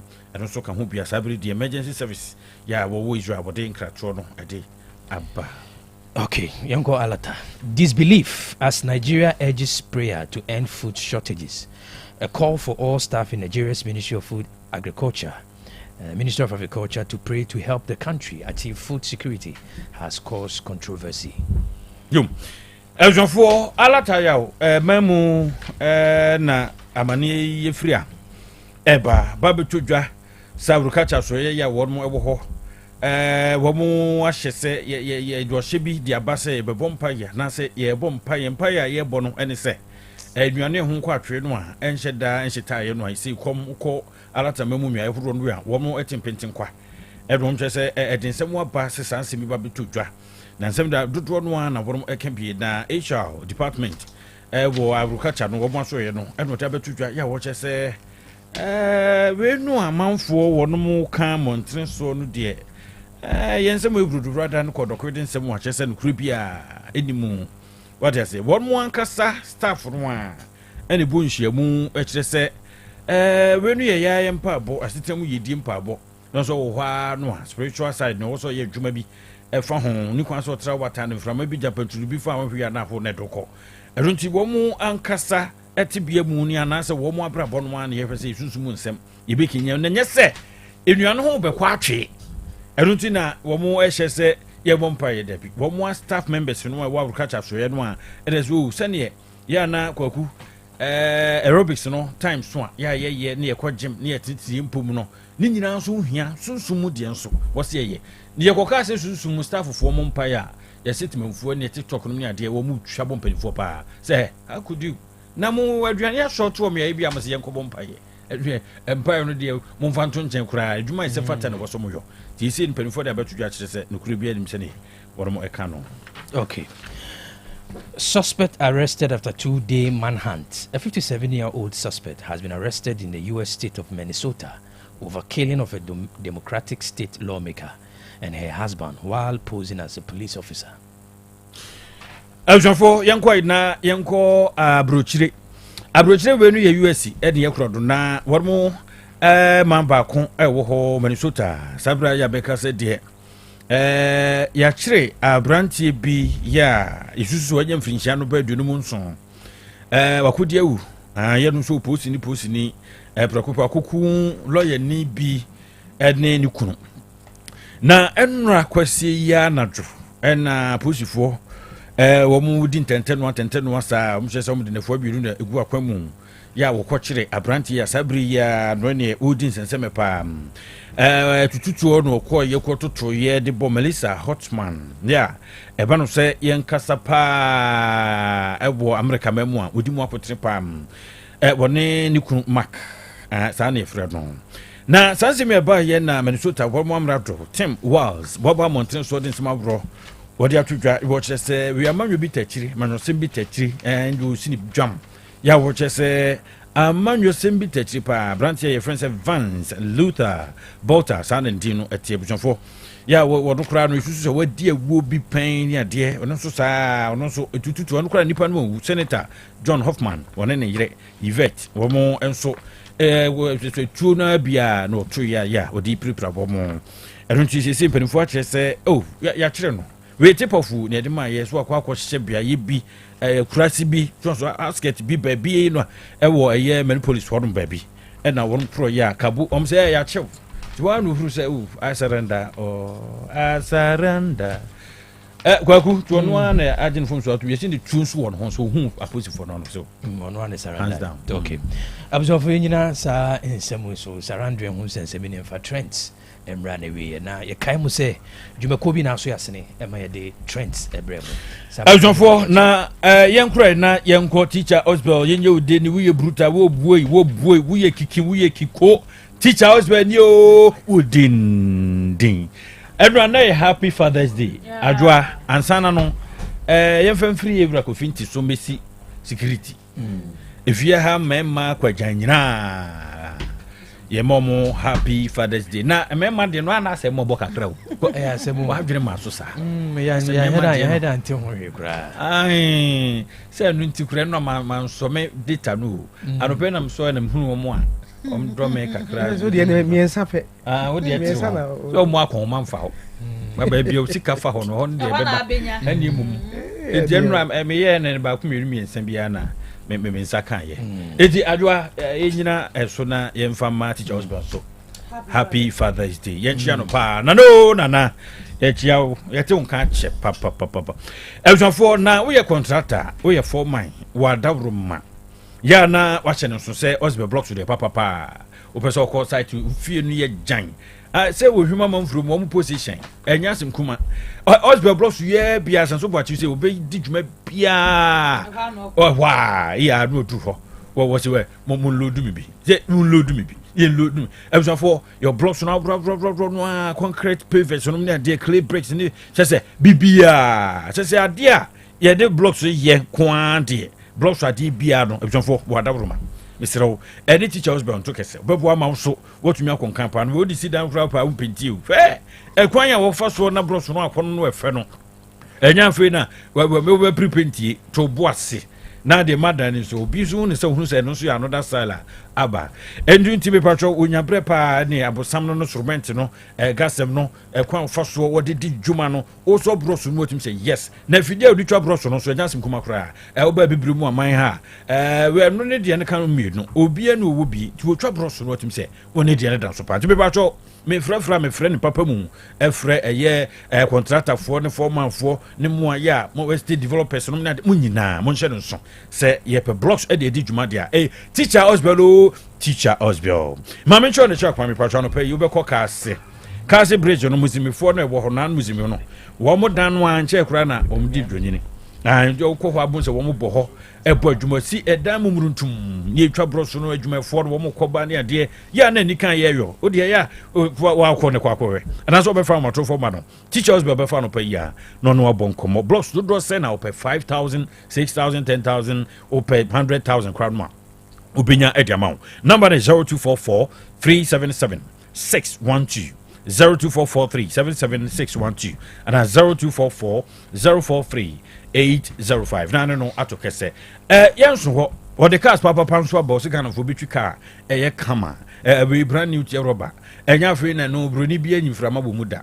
en wo nyi pompia wo mu chese bia kama nyade ade bia yesin to bi bo mu Osbel Motors me pacho se Honda cars Toyota cars dien cars dien de tudi ne bodin or the brands ni nyina ajababedu ya wo de sefo am what me fele benze Civic se fano Honda cars no Civic ho Accord CRV Integra HRV Braze Chese Chapo Champagne Toyota cars no so tudi ne bodin se Venza latest model no ne hybrid model ni nada wo de aba Frontlander Wildlander Highlander latest model or de aba Tundra, difference Tundra, negas can Tundra nede. Latest model aba Land Cruiser, Jeep. Me say a lot of work back on Jeep. Ghana for see so be pepper, kemuka, Queen Dia so musu chipa. Everyone for Osbel Motors say. I don't know chokese. Anopeika bia no ahwehwe. Ebi roda kachi. Da kodwom despite abrosan no a esi ho no a me firi no busie no bu no esi. Number no ofra obefa no no abonko mo kasa wuro bia wo bia no. Teacher Osbel Motors ubenya bi the amount. Number is 0244 377 612 0244 377 612. Everyone for o shine so o shine no so koso. We cast ya papa nko an ediabo. Ya o shine nyina ebo folefo. Ediama bo am wankasa so hu atumi atɔ. Ti Osbel Motors so we bia konya de ato so o shine cast ahoro no. Wo we nyina da ede ama ma ohuru se we no fofofo. Toyota Venza ne be o shine bi di ama. Toyota Wildlander, Toyota Highlander, Honda Breeze, the first CRV no am BZ4 no ne ade electrical 2024 ni nara. Ebi wona kachi timisiro wada wokɔ Osbel akachi ya na kasa uru nyina akwa kopetwa kwa bo no wo fomo ninti benya ka papa ede akofi ene ya to so dia ye benim supanso abonum no medofo mane nye clear park natural mineral water we ena eye aboju enso opagya modie dispensers no anase bottle dia ni nyina ebi ewo ho Misho companies ahodo mo frɛ ye yemra mo dispensers ni bi ensampo ye ne munie ne supply e de ama mo program bi a wo ye obehia nsuo mane nye clear park natural mineral water bottle no such as dia bibia wo ho empo wadi na ye wo to pro conventions retreat revivals ahodo yemfamfo nyina twede bi mu bobo ho ani nyina ye bi e wo ho ebo no so de wo fom pantimo a mo pe bi akwakoton wo pe bi de gu fia no mo ni nyina ebi e wo ho a ya ye krado se be deliver dia ma Little Angel Venture dun kwa woni bamboo sport ne hwɛ ni mum kine ben wo man so data no ntima mo man so ni nyina momra data no namra megemo dodo mu ye fresh and max 0244 041913 and 0558 001765 abapa mo se men kancho se wo pe baby abe shopping ababetro niam papa pa ni nyina ho na wo se wo ba e ho de bibia ebi e water formal 3 sakasaka pack e ho no e wo pe blender kettle microwave oven no washing machine fridges no TV de wo pe bia ebi e wo medofo bia wo pa kwanya kra na niam na wo pe no watwetwa nkakran na ebo anu akwa akogye nhihye ahodo ni boho de nyanso obebata formal 3 na wuntumi mampo na wo pe bibi wo pese deliver fra yen ne be deliver dia ma program bia wo ye bia no Hepa Plus live band no ne kanfo dia ma wo mo ya dio wo mfa wo no mo entru sika mu obeba be gro madwumade na sia ye de 0593 386 133 and 0593 391 848 Yanto so na yanko ajaba jiwere abusuya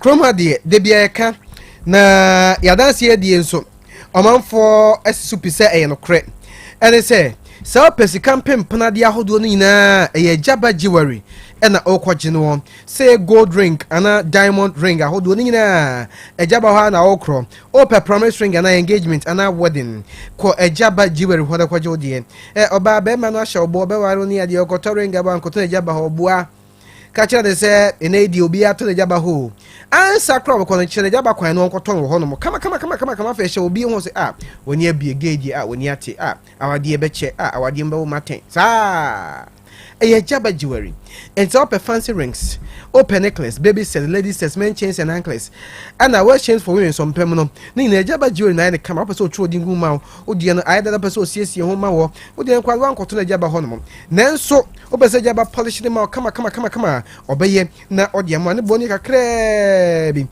kumasi adum we were jaba jewelry ewo Prempedesken Street ejaba house hono mo ana me share traffic light ofra ba hembo bo no we hu ejaba hono ejaba family house wa ho many friend 03220 26708 and 0277 10 44 88 na ye kodo Nima City Complex na dansi onye nyina ye gina fa ko age wo honom one stop shopper so pa dansi onye ma ho na wo duro no age onye ma nyina kama doni ma se ne dan no bo so aba fo kwa so enya kane de no a eno che so ko ho age opire na ho ko twa ni aba be wi ase ho penten kwa posi fo a chino ka bebre doni ma se sa nyama nyina na aba fo kwa so ntie wo ye free honom enti ko tropical long span roofing sheets ne emu ahodo bi se RBL strips stop turning na kala bia pa bia doni ma di bia ba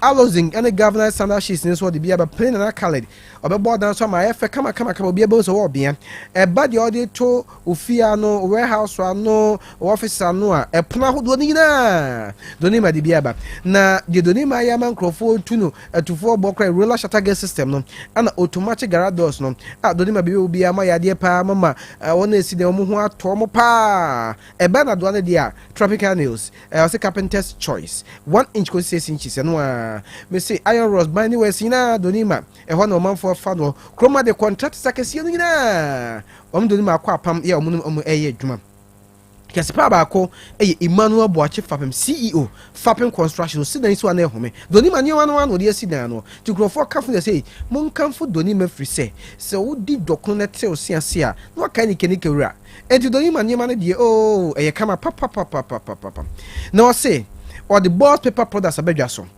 say tiro pocket tissue cut tissue ni tissue bia opebia edini ba akopɛ a boss paper products enti ene doni mani kita ho wa take kase okumasi asafo IF junction ho no mo Ghana Revenue Authority wa tamale kanvili kwanso King David ho ana oben ana nkranso kantamanto Ghana Commercial Bank no techima wanchi kwanso akenten na do bochi fi ho ahomani 0244 126625 and 0540 10 15 55.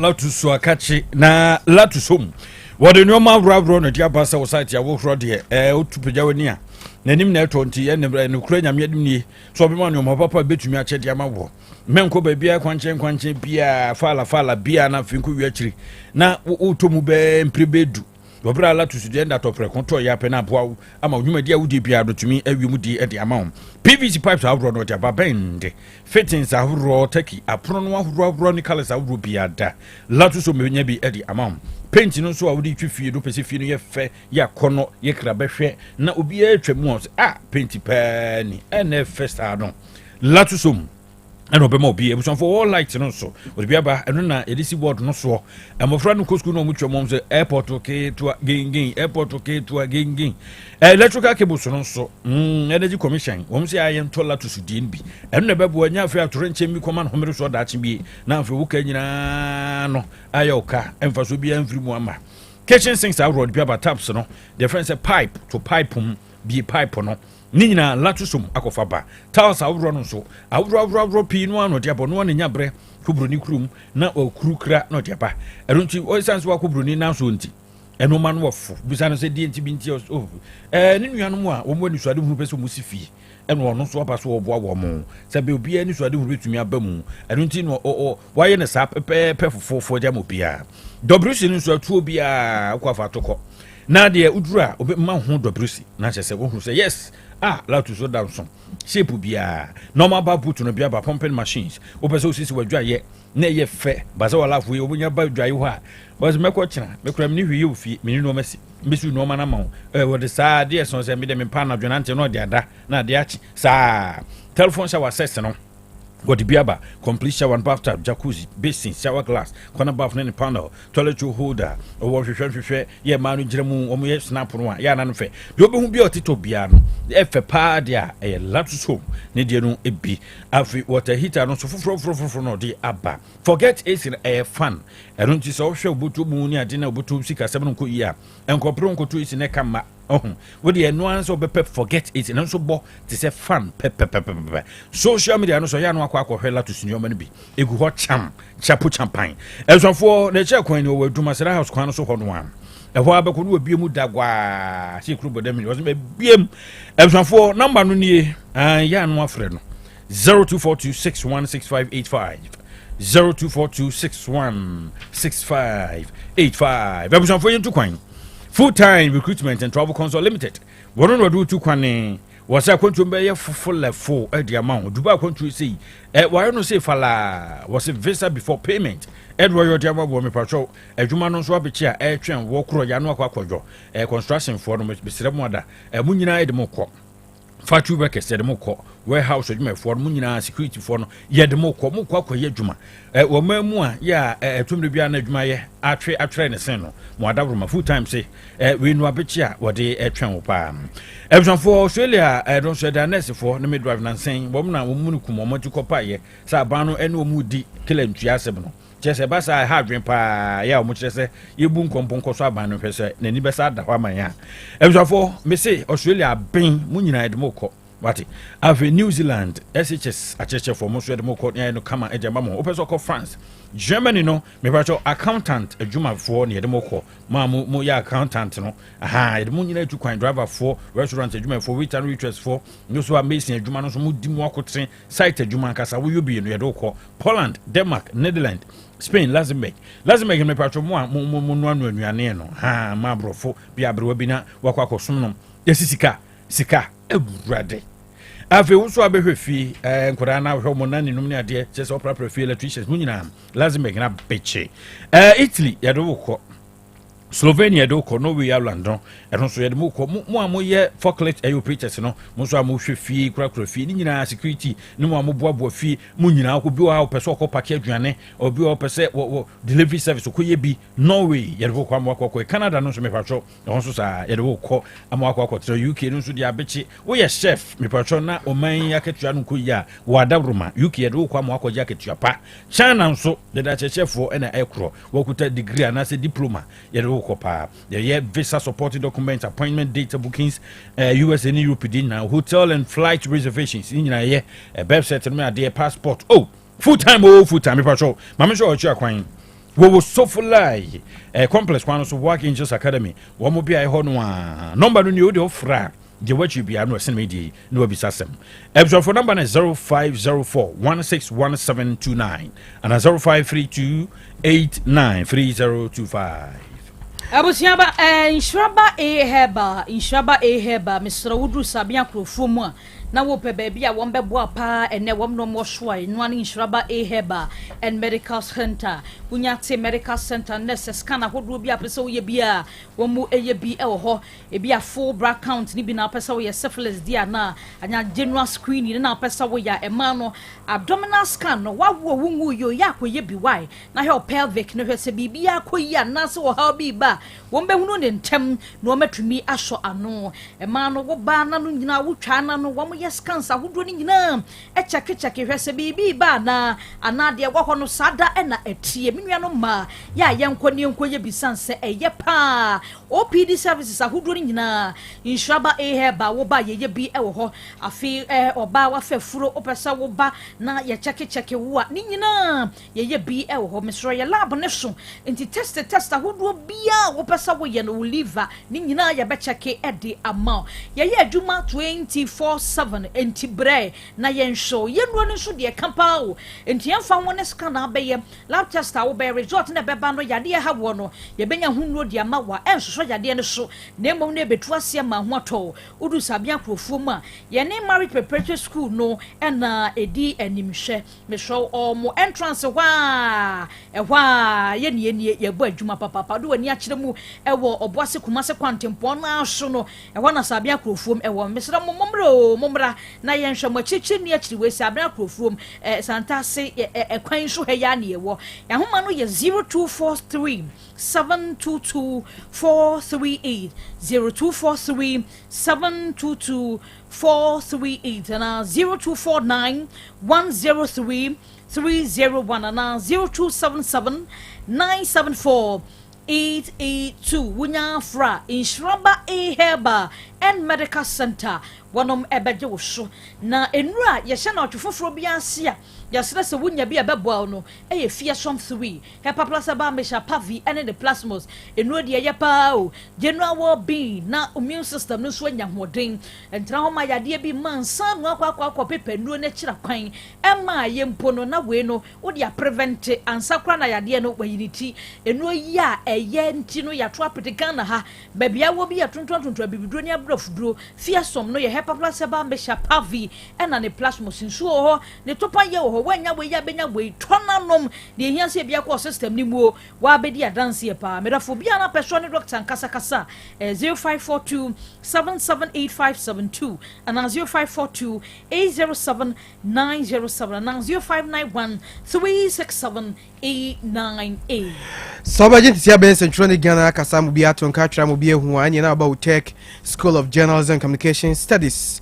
abusia brain na suku agedin ateten central for papa ya nya asem ketwa because me broso na ene che se me bra de afidie ne cha me free se wona afamu aben central for Ghana ha no me che otwe ho nwi a chefo aben kuku de won central admin mu na eche wade sanso na wo studio abe practicals wo fie mienu brim na de sua de wo wi akọ national service na wo mu no so no bra wo sua de na wo attachment industrial attachment ye ka say de sua fo no wo monten so a wo no mo industrial attachment enya sam keto akra bra obesua video editing, audio editing, graphic design, blogging and vlogging, investigative journalism, communication skills, marketing, public relations, person attack as a video cast of news cast among for chonka nina a chefo on bachelor come up so chema de bokrata hodua a Otec School of Journalism and Communication Studies ukra wasi NSSC bra A-level forms when you 3 pass out them when you French you no chronology and judgment ho when I was no better forms and say nyaw you me advan chebi on be school amad sian for na chasiu ti bejo forms 10 pass so ahmani wo achira ko kumasi aso so take for adwum ha ya fra ahmani penfoni kita ho 0547 823 005 and 0243 842 007. All right, busafo yenda ya boafo ase se osoye mu ne de trends no breye na me koso me acknowledge Nasco wo fufu wo voice wo comment about Facebook akose wo taxi driver so de comment about sa so na Joseph Nson wa also do comment about Facebook ye be se oba no share wo modern share na obi so enya bi very very important you know ye dem ase enemo comment no na share so say enche ye the health segment Nyansapo health segment no ebebremu yiwia na Nyansapo ne pompon so no ene so nkomo no nkomo a emudopa eniti no Dr. Stephen Techi our planning department KNUST and Dr. Collins Kwatin Kankam Kwatin on so senior lecturer marketing department KSTU ono so ede ono so beba na ya betwetwe nkomo ye kai mo se ne voice note no ye busa se di ntini ana Father's Day no ano heda anya de ntem te se Mother's Day no e di ntira ntino between de wadwe ntira ba e san se Father's Day no Father's Day badi package samiye Mother's Day pa o de se ba ye Father's yo man ase mo ya mana ye diditi no mu ntire mu ase ye adwun ho enti ase de enti a ase Father's Day ne ba na badi na besne ko mani de ndie bia be na otwemienu na chese be buje hu de sa bi kura bosome na Mother's Day ni mu advert ni ade ye de ba na ye din na betwam ti ye busa ene ye be di eja ho komo yɛbɛhwɛ the role of the father anaasɛ agya asɛdeɛ in the 21st century anaasɛ in the modern society ɛne ti hyɛ ne nso na ɛnyi wafidie no mfiri a mo so a mo Facebook no mo ne yɛntena na yɛba sesi yɛ nti voice note no wobɛtumi de afa 0505225578 0505225578 ɛdeɛ nti na Father's Day no ɛyɛ na ɛnhyɛ da nyɛ te sɛ Mother's Day no wobɛtumi no wadwenkyerɛ afa so apomodin mapadeɛ ɛno ara ne Hepa Plus mixture apomodin mapadeɛ ɛno ara ne Hepa Plus mixture Unia, Pavi, and the Black Smokes mixture no. Malaria drona. Ane, say an answer. Who be the same wife, you know, you're tested positive. Ya no be no. Say a cool malaria morning, you know. I'm in negative. Adia, 1 hour, Hepa Plus mixture no. And what do you swabba? Cynthia, I was so immune system. I strong the beer. Anti Pavi, a support to immune system no. Na Plus Mox no so, to malaria no good. Malaria symptoms. At a say, a tipaye, a fear, one more tour, and 1 minute. Achakura 4 days. Na Pavi, and the Plus Mox mixture. 1 no, 2 malaria and asakura. And yes, I be a doctor. For 0542 778572 and 0542 807907. My dear Grady Pa Pavi Plasmox and Hepa Plus Nina. A pin for about or more manufo and Quada in Field in Camp. Our pharmacist and her bar shop. FDA aje Jordan Cratwayatu. Ah, Mammy Money Juma, who die ye fe? Mira me da say. Na somewhere no nako. I know the anina home, mammy. I had Danya, ya boss of Fefe Nina. Aya Donima C complex. I will say, a toda, and we are ye de boya dance one. A tahunu, and as mpo, emuta kwakwa, a basa, not dining you, and to the DSL alloying steel trusses. And Nadia, ye do go dance swaba, a debia utum di goso. Elfo, and then you not saying, and this out the DSL alloying steel trusses, a good dance we are. Now the Donima, NMK premium roofing sheets, and chancing a boswaka. Oh, not just a humanist, na NMK premium roofing sheets and chancing a Donima diabe, your mahudo, your NMK law span, Alozing, and the governance, IBR, and NMK nails. Emupianso, Saunisika, Donima, Emotrian Kakran Kakra. When we latest producer, Donima Diaba, Abeka Dadane. Entimen Kwahin. Kwasafu, YF Johnson, Obenjiari, Anafre 0244 126625 and 0540 101 555. Donima Steel Complex, Babia, at the power F no. Mame pharmacist, memoir. Hey, where be him? Unyanguye. Betiasi. Heba malaria draw lepequeno. Mame 10 cartons. Nimoja draw lepetone. And also mame 10 cartons. Na time for the draw and tarafa ready. Mame 20 cartons. Papa, how day? What's your time for the malaria nibium? And I say so to Roton. There be more to me that ada. A free mra men num lepequin and a lepetone. Malaria na amamaya hudu. Menum no when I'm joint pains, fever, tipaye, and ya warning na ko. Where dear Mama sorry for malaria the time for the how mopa mo mese kwa suadi lipiquin any lipitone one dance na malaria ha man for do time for the draw and 5 no so sa na man for di one dance o mese enye ntara 5 a anka ekutwa menso no typhoid nti eya dokutafo a wasua heba wo KNUST and aye researches ronko edi nroyi abadwa so yanto ho nchia entra na wa wo hwe ebibidro pa ne packaging edi no kwa ne kumi lipiquin lipitone any ntara 5 e wo pharmacy ni heba shop bi apemfo emma wo mo manufo no kwada wo nimfie dumie de won ka ho atufo fra 0244 827228 obi a me jobe no ma kira me nanfo se be me wedding papa bi hweregi basai bia wakoto tatnya buti I don't sweet and mama bas sometimes so am dia budia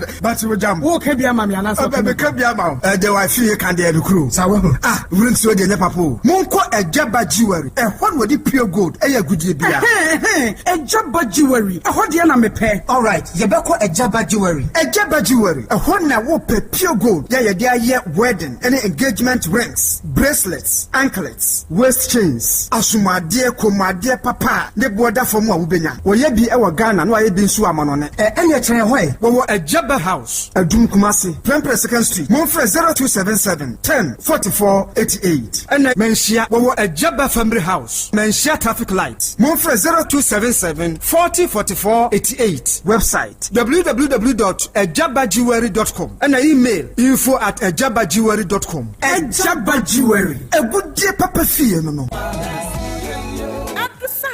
mixture near the Sahaba capsules. Madansi any. Hey, and to what you near pan and what's the Sahaba? What is Sasa? Mendia, wouldn't be. And net dear, for once, my jewel at the Sahaba messana, who come from Mammy. Oh, my number Tiwa dancy. Miampa caneno, Namis, Namitrina to Cheme, Nami Coco Yadia so teaching me. May no matter Sahaba message, to go and the Maya free. At the sun rate, yet charity would not yet watching. And yes, it's a young Coco Rocasia. Ah, Miss say, a person crying to not baby. Say, you do Sahaba mixture and come a woman. What don't I cry, Miss Mabuapasu? Nan say, Ujina Brand. A fire do Sahaba capsules no. Say, Mijina, you who's a me a Bemamua. A genie, a yellow crap. At the sun rate, or be to me. I just a painful. A battery I want more down for. Anyone I want to fit to me. Kumasi, at a phone out of phone call to Sahaba Center in the clinic. I was swimming macro. Go filling station down Wemu. And a swam a Pentecost I saw down. I feel and then I will have a shopping from a CPM. 0500 110 115. Adusa Heba, my dancing. Se unya fapim papa wo ngumasiam a wabrabo na ekoyie ma osa eno ti da bia me kase suku na obekọ ne de hu hia hu se obekọ suku papa ubewi obenya adwuma ahwo no ena kyesa mpa wo suku papa eno nti na make for DHI College of Health and Education ediamao ane DHI College of Health and Education bra suku papa ne amount tie ewo early childhood education affiliated to University of Education Winneba sounds ne amount tie ewo diploma in education mu ema wona opeso chirade na qualification a degree and HND holders in Kwa. Kaisa we no afeba ko pepe no wie your regular and your evening classes. Kaisa certificate we University of Education Winneba and a demand near Mompon campus and a kabom. Enya no kwa ye mantity pa our certificate in sign language and also twemu e be mantity our medicine counter assistant meche MCA. Na fe opeso be top up also our dispensary technician 2 and 3 so and also ye be mantity wo papa bi. We were DHI College of Health and Education Echikwan ewo Kumasi Patasi yeben Dr. KJC Sunyane Sehi Debiso ene kadezo sono ye podwuma dikadika wo ho from 0244 213 187 0244 213 187. All right, ebusuafo ye kai mo say voice note and here pa because say adu akura say ni abiri no so hwe Mother's Day die pa na was a hwe Father's Day pa just say yi pin kura ye nya bi advert kura mu nya bi ma ye kese e ma no mo hya se be busumi baako mo be ya toto nema o se nema o fa ni nyina Mother's Day ne san e Father's Day die just say kapre kura ya ntobi enti no na voice note no monchire di enti do Father's Day as your head and tinwe na hwerom na ekọ mani de ndi say ginemu din Father's Day kura bi kura sa de Mother's Day.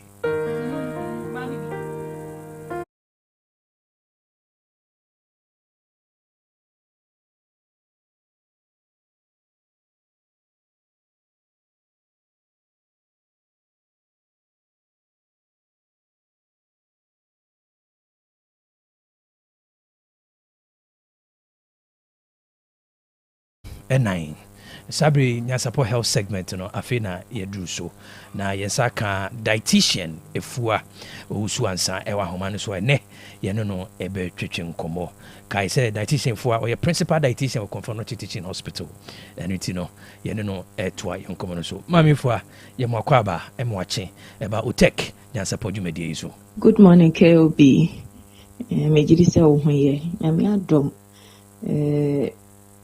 yeti for so ne ya show for minim se omohoye enne food safety nkomodie na ye sha ase MC Friday no eno na ye di bewie enne juadai na yes MC last week ye kan se ne ye be cry ye duane se ne ye be ye nneoma ye wo ye mukase a enkofa hawomre wo ye duane a ye dinemu na adie ba kwa nkrofo bebre ni ma eno so ye food safety eno ne nnuanu duro ana nneoma omodi egu packaged foods ana processed foods ana nnuane e wo konko ne box mu a yaye wo factory dada ye di aba no nneoma bi wo mu a ehihye mu a se wen hu akenkan a wa wo de wosika to yare ama wo ho eye nneoma be ye nan ana numbi ɛna yɛhwɛ wɔ package food mu ana nnuane a yɛhyehyɛ box kyɛnse mu nnuane a yɛkɔtɔ wɔ shop ebi yɛ esikyire dodo a ɛwɔ aduane no mu ebi wɔ hɔ a yɛatwerɛ sugar added sugar carbohydrate wobɛhwɛ list no wokaka nea ɛyɛ esikyire ankasa bom a ɛkyɛ sɛ aduane no esikyire no dɔɔso ɛno ne yɛ adeɛ baako na yɛfrɛ bibi sodium ɛno na yɛnya fi yɛnkyene mu nti sɛ aduane no nkyene no dɔɔso a na ɛkyɛ sɛ wotaa di sɛ aduane no a wo pressure betimi akɔ soro ɛbɛkeka nneɛma bi ama wo pressure akɔ soro the other one a yɛka ho asɛm paa ɛyɛ saturated fat yɛmbɔ cholesterol saturated fat no say last make healthy eating me bon so say no enhyɛ daa eni ɛwɔ mmoane haban nnuane a yɛnya anwa fim nti unya anwa bi a ɛda na hu sɛ ne saturated fat content ne wɔ soro enkyɛ sɛ yɛntimi ndi bi ɛno deɛ yɛwɔ level a yɛbɛtimi edi but product bi wɔ hɔ a wobɛhwɛ ne saturated fat content no ɛwɔ soro paa nti ɛwɔ soro a na ɛkyɛ sɛ wokɔdi a ɛbɛfa kwan bi so ama wo cholesterol timi akɔ soro na sisi kwan bi a ɛsɛ sɛ nipadua no ɔyɛ n'adwuma the other one so a yɛka ho asɛm ɛyɛ trans fat yi ɛno deɛ nhwehwɛmu ama yɛhu sɛ ɛnsɛ sɛ bi ka yɛduane ho koraa nti ɛno ɔmo say avoid as much as possible but yɛhu so sɛ commercial food biara yɛ bake ana yɛakye wobɛhwɛ no na ɛmu trans fat no ɛwom but ebi kyɛn bi ebi ne trans fat level no ɛwɔ soro paa kyɛn bi nti yɛsɛ sɛ wohu trans fat level yi na sɛ ɛwɔ soro a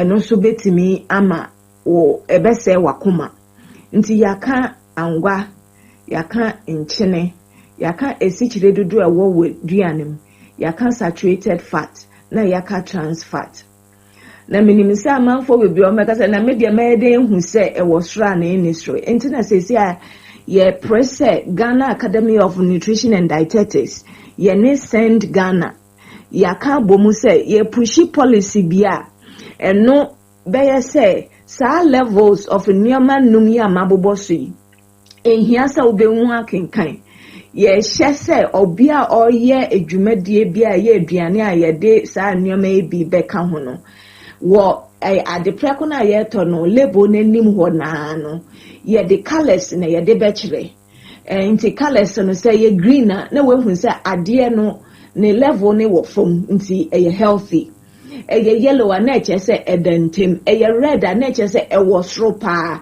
nti wotɔ a na ɛkyɛ sɛ you have the knowledge but you still want to buy it and obiara mfo so you have the knowledge we wɔ nimdeɛ no ba wa na wayɛ wo ho sɛ still wo beto nti yɛtwe amanfo adwene aba so sɛ wotɔ biribi a yɛ konkomu ana box mu aduane a hwɛ sɛ wonim akenkan a read the label no because saa nneɛma nnum sɛ ne nyinaa ɛwɔ soro ana bia wɔ soro na sɛ yɛade a wotaa use so a ebetimi atwetwe yare aba yare bi te sɛ diabetes hypertension akoma yare cholesterol bɛkɔ soro bebree sɛ nipadua dodo ɛsɛ sɛ onya saa nneɛma nyinaa ebetimi aba wabrɛbo ma ɛkɔka yɛnna yɛ ne other factors na ɛna ɛde how bebree abrɛn nti yɛsɛ front of label package what the colors no green yellow red what the hwa wobɛhu sɛ ade a meto yi ɛbɛboa mebusua na ɛmboaye ana yɛdi ne dakropɛ nti yɛbɛtumi ayi yɛni woso a wonim akenkan no hwɛ baby a yɛayɛ nutrition information no na yɛ informed ansa wato bibia nti yɛ nkɔmmɔdi about food safety no and then yɛde bɛwie na yɛ baba mu dia yɛnya nwie kra but yɛabobɔ so menim sɛ amanfo anya nimdeɛ kakra omo yusu a ɛbɛboa na omo anya honde medase have a blessed day KOB. All right, mami dietitian efua yeso yebeda se anopai waje bre na oni etifo atwetwe nkɔmmɔ afa yɛbɔmɔden ho sɛdeɛ wokae no food safety ɛyɛ adeɛ a ɛho hia paa na yɛkɔ so akae mo sɛ dwumakuo bi na wɔn so yɛasene ma yɛtumi ne mu di dwuma sɛdeɛ ɛsi sɛ na ɛfata nti anɔpɛ yi yɛnyɛ wɔn krate hɔ na yɛntoa so. Ya Bolivian Enterprise Adaruma na di Future Life Enuane no aba. Weigh 23 vitamins and minerals, 19 amino acid, omega-3, inulin, selenium, high energy protein, and a dietary fiber. Enuane no na shemu say chum. Your Future Life Zero, Future Life Oat, Future Life Protein, Future Life Smart Fiber, Mortabella, Life Tonic, Repair Food, Beauty Food. When yemiane ni bia bedofo. Yade bia ha wo bia no wo boy yade ni dia. Ye ma nwiane enye dro wo kwa kodi. Na so obekwa kwa test ni biem no. O doctor beka se wo ye biribi a wo ye ni yie. Enye dro aduane na ya Bolivia ton na so esa yade pa. Enyame wom no edros no mabobɔ so no. Enti wonya bia wo yade ne bɛkɔ ma ho atɔ. Ent anope ya frɛ ne nkasa. Ka kira ne se me yade ne yese me yade ne yese me yade ne yese. Ubenya wo so ene wo de aduane akwa akodi ya ebɛyɛ nsankyerɛ. No do so for line alignment wa wone multi home no ehwɛ animo. Ahoma ne yɛ 0246 010150 na 0242 878-090. John for you to also Hajia Mama Kachi Hajia Mama say eat right and live long. Bunya butre na wasefo na nya wo hwebiado. Won say to me aka Hajia Mama enkwatoti wona kachi ntwosi bra wo de ye carrot awro no odi biaba veggies ni de ni gina da wontumi emfa nkwati no avocado ene kama na sentem fi hafo bread and avocado ne yakan de bom na ahotin sa ne ye kura ye ba ebefua ebson for cauliflower so ewo Hajia Mama kachi ho sanso na cherries asparagus enso o na kachi wo ginger pa akaduru kama so no ene dwuma die bia episode die bia no kama na boa grapes or lemon squash enuaba na mu konko ni nyinam Hajia Mama eat right and live long was say one day or tonsa for so be bantem so kra na apese say die bia kwan wanti was say obi wo was meet me ma ahonjo run about ho runtu we die bia me ma bose won mo adabroma na ntentem so kra do mo amu die time was who to the crowd between tentem so cry delivery service juma I want to run about on son wobo ya wodi juma no mano ya no frɛ Hajia Mama was 0244 774 115 0244 774 115 now our fruit doctor Samira but also the 0243 787 504 0243 787 504 na what no atokese handsome was what the aba ene asidi na ade abono sabi promo hen makofa dia papa erunji weni bo no fom odi tutu amamfo de no a kire se de no de fufula fofo pa fufu blender machine na fi na akura no wodi bufu be siniti so no de twa kwan o twa no koba no dabi esa ehu papa man wi adakoro nti asemopa bo adabroma pe fufu blender no bi na fasi fi ho to ye ya pe we bi ehu se fufu kura no de awi jam so kura na da so no adi man bia mani twa no saa wo so ti fufu no akoto fufu blender machine to dia wuru sampa wodi fufu na kode elson for washing machine nso wodi biaba kama brands na fe ya yenkode nkonkofre na yinto bi mfanko fie sound system no nso ebi wo mo akache ho ene ebo no wo fompa gas cookers awro no so sada blenders awro juices cylinders awro fridges ni nyina wodi aba brands awro nyina na fe nso kukuo modern ones ni nyina wodi aba wo na akache ho no bu se kukuo pe ni non stick ni nnuano kaye no wodi aba pa morovia chance de atwam tia no do ni bi elson for handsome de nyomo wodi aba kurudua mu micro waste ahodo no tiaba asodum nyoma no de tudin de na wo tudin na de na wo bodin handsome fan de boho de tim ho de konkon ho ni nyina da odi aba rice cooker so papa bi akwa rice cooker okoto ye nam si wo de ho sere bono amu ni wi na emo no de amene rice cooker na mu na hiti abene be di rice cooker na mu ana na ye ba bewe ebsanfo ne mo menu e ma handsome danson air fryer no any special blender na every year pojuma me pressure se bia nam na person che kokokora na person toton bode na person ton every an be simple e dia ma we mfa nwa bia ngumu no anse be ye adwuma no kora dia ma wo every special blender no so any duaba bra ube twitwa dia gumu no anya afi na di nsu be gumu ama be say ni tasty every for special blender no so bojuma pa mama show hands me cha kwa no pe no nkoto kese dioma bra kurukura dia ba na unsa kan bi edum Open Prudential Plaza Noa. Number is 0550-348-212. 0550-348-212. Yeah, call the Heba Clinic. Abusia. I was saying, quite here, Raddy. Na enkwa hie radi ne radi so nim dia man krofo die na omua nye beko nche akotie radi asem na andi heba clinic sin haban mu die se ye tro no kra ka se ne ye be ne fa aban ne sa ade no udu ho no a no de adwuma diabetes na ha wa na hypertension na ha wo odie no breast cancer obu ho no mu ani prostate no ha ba ho kokrama bem nam so ma ogine ho bia enye fibroid na se koko na tete stroke ana woni no ha ba ho andi Heba Clinic and I would draw sing quite here radinti bra. Now do also a test how do also ye be a lab test and obey the amount cell blood group hepatitis B, C, diabetes, pregnancy test, na person say HIV test. Nina emotion mu obey the amount. Come. Oboasi share swa and the Amdi Heba Clinic in video the year more on the busion do one more as when in so catch it. Anti fresh see bra okono na eno enikita home 0558-591113 and a 0204-386174. Na 5:30 catering services ni aha na wo kodi die na wo didi so na didi pabene so abusia tie no ye sa brenka Father's Day ka kwa no agya akrantie no di wawi ngurama ne sia pro no ya na munam na de papa akrantie di tini da so pafo na nkwan gu ho akrantie bi nkwan de papa bofro nkwan na de papa na 5:30 catering service o kwa to santre pa duane sisi won ma bu say mama na ha ta duane sa wo ton so ade nkyina ade enu na nyina enso to na asa 5:30 catering services o tiozavi o home mono plain rice ne fish ne akoko o home jollof rice ne fish ne akoko benkunu tilapia ni nyina bi o benkunu nkrumankwan de kwa na paso ka ho fi say tentan utwa na nyala dia paso tin watim na sana ko num sa so fufu ne enkwan hodo ni nyina mara bo se me pa na ntia na mo nkwan na ze ntwina no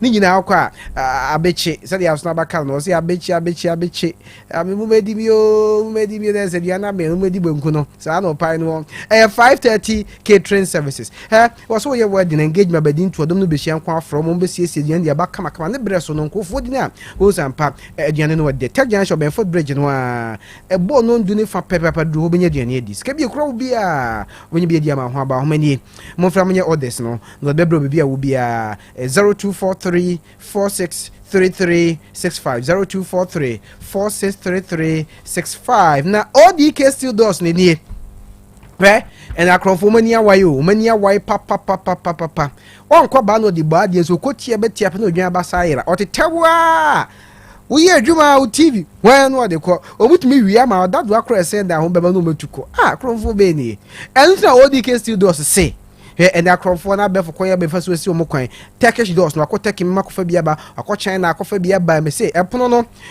unya tum gungran na upie ko oba onkofa caterpillar kra magina ho ni jeso bubu dan nyina ODK studios eye kama pa owo panel so TNG no bi na polytanks ahodo nyina di opa bia ODK studios kro magana ha di omna di kan omna ko kraba na nkrofa ko tudia kugu shops mu enti konko achiri konko ODK ko fa na tufo bo contracts ahodo mu ko fiera num ehwa na akofa opona ahodo nyina we die woni achiri kra airport about here oni Jofel and the hwe no mu pe ahomanie efre 0243408004 ODK no saji number we ka ho 0260709709 ODK steel doors Eljon for yanto so na yane no ai wadwendwen se kwanba en mefa so adan mesie na meye me yane nsemo no nanum dua so na mepacha no pen sa na e ka no Eljon for bia na wadwendwen Kwaku ma nemi tu amran ana ya force na obi said din do bebo bebre Kwaku anansi mu nyina na bobo mu dia Kofi Yesu ana da bi wo mu de mu asa obo amara ba ko obetu otu kakra bi wasa waje sika de mu no na waje ade cha be se tu kakra bi sa ko for bad brade opebu muska nyina dissolve toilet na make am for dia ma wo do de simple e dia ma nyema ho sem enye biodigester sem enye biogas sem share frasha na shisha na frashi Gana for him Nyansapo na so we de abafu mu pa ne dia ba me ba cho cement bi anim blocks enim iron rods bi anim ejuwe no enwa ne se won mo mahin no wode he for mo dia ma wo ka bia nso kura anim wada se na de free mu ba bia dissolve toilet no na sa de no edan nsuo so wada se de free mu na eba no me pa cho bu se enya fe na pampan bia ba ma chire dia ba Light Work Company Limited. Me pacho wo you bi o me aye footwo no a. Otec FM heya. Oba o de pa oba bra. Ebi wo ha. Pranso hene na na jampo tua so a woto so medun. Woron so abi aye ho. Ohina ibi wo na mfi. Na timamfo nso abi ama wonom. Wadi tua. Teacherfo koso. Wo monko mama no monko da nyina obi e koso. Chese de tia na tie no pampan. Afina na mafo so april laptop horon a woron so wayo bi ho. I am found Padudo Muvra so de tia na tie sa de no firi mu na dansu tiwe no nye kabo obi ehu de eduamu nana wusu o makru market wono a market of Uganda wono so obi Reverend Isaac Amankwa so kubu aman ye ban promamu horon so sa ya no rakoi ba ko ho fan gentry ebson fo afrancho krobo so wusu and Evelyn wono so obi Samtak ya wanyam ba bi kro wa wija uvra ne fam so ho a ho ya yobi ho ajansim kuma ma no me fokusua ne nkokɔ no kro no om so bibi wa hin yura so bia da bia ye ba ye koso na mo so da bia amko amokoso akodi enso de tia ene tie ebsonfo eni sak mo ne St Google mo ne baby bebre ya prepare assembly ho cry de no de wo no bo mo no yoye Light Work Company Limited say dissolve toilet no be no kono e de ma na ja kwani ene no nto kesa no pai wo call site ya wa dabroma nyoma rubia so de so asene plumbing works no ne ade ni nyina do benya bre no yo e de ma Seda house on case Ben FM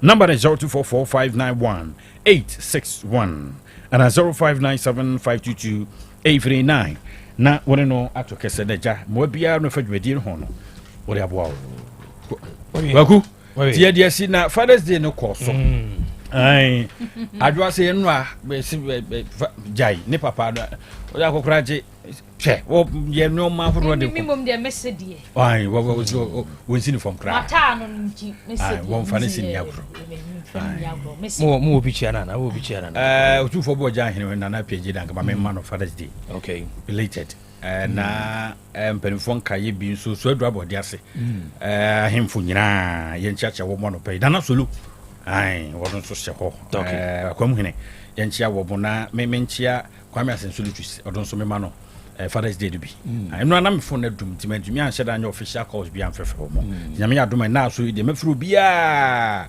na atumi awiemu di de amame enti jajo bonum omo magazine fo wura henkura nom omo tie Otec papa happy Father's Day okay kwame nkasa biom abusua yenda so na ba kwame na Boateng ase ene mame adwanya tatando na sabri Professor Kokoto kwame jini Boateng oye krado ode amamre obi so be tutu bia amamre tinam so ede ode amamre ne ba enya kasa ba ode amamre ne amane ho adesua ena e mai adwada anopai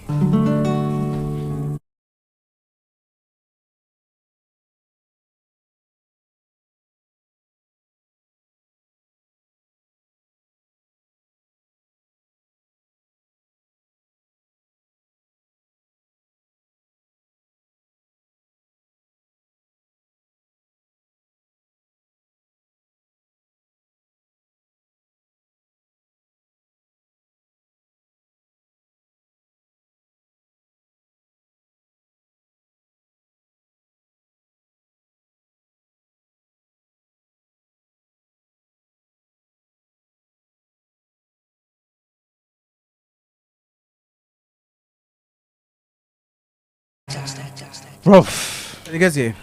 Nejo. Ya bebio. Ede na o mai. Ene ye hwe kasa ye ka no atopre.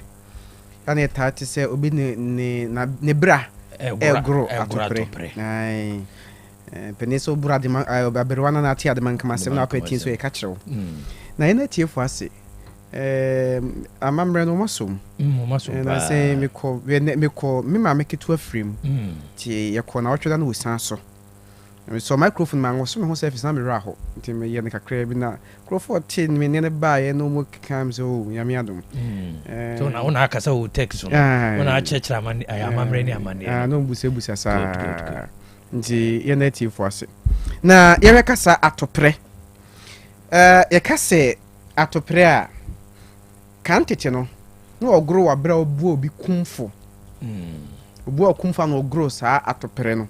Okay. Na die na woye ne se obi eye bone a osekuma ana obu an kumfo na na mansa no bebu obi kumfo no na wotena asan so di asan ma ho adanse die nyina eba ti ho adanse die nyina ba na ani da ho pefe se ampa ya akro bone kro de tos no waya aso de ho asotwe ama na ko ba sa asotwe no de ma ne ye asotwe a o se wu a no obu akumfo na obu ho na ne bonna no den pa na ogro na topere no enti bonia ho do bi e bomman de friend treason no o ye bia na ogro atopere ba ko so wota ogro atopere pa obi obefo ohene eyere nso ohene ye ncha na de ya santime mo ye ncha ohene ira de okay na o ajapade ne se de kura krum ohene ni na kuro ne ohene ne dia tidia na ohene no odi be ma ohene ire no ntimi nyama no tu wa chede bi a fama ohene bodi amane yere ye nche ohene ire okrom ha okrom di kro ire nche na de ye nche ohene ire de wo bibia fa ko hinfin konwa so fa ko na nanom na ohene wo bi a odi amane yere so ti ko fo ohene ire a na ogro atopere na de no ye ne se pempi no so obu akumfu ya atopere no o sha se free yawada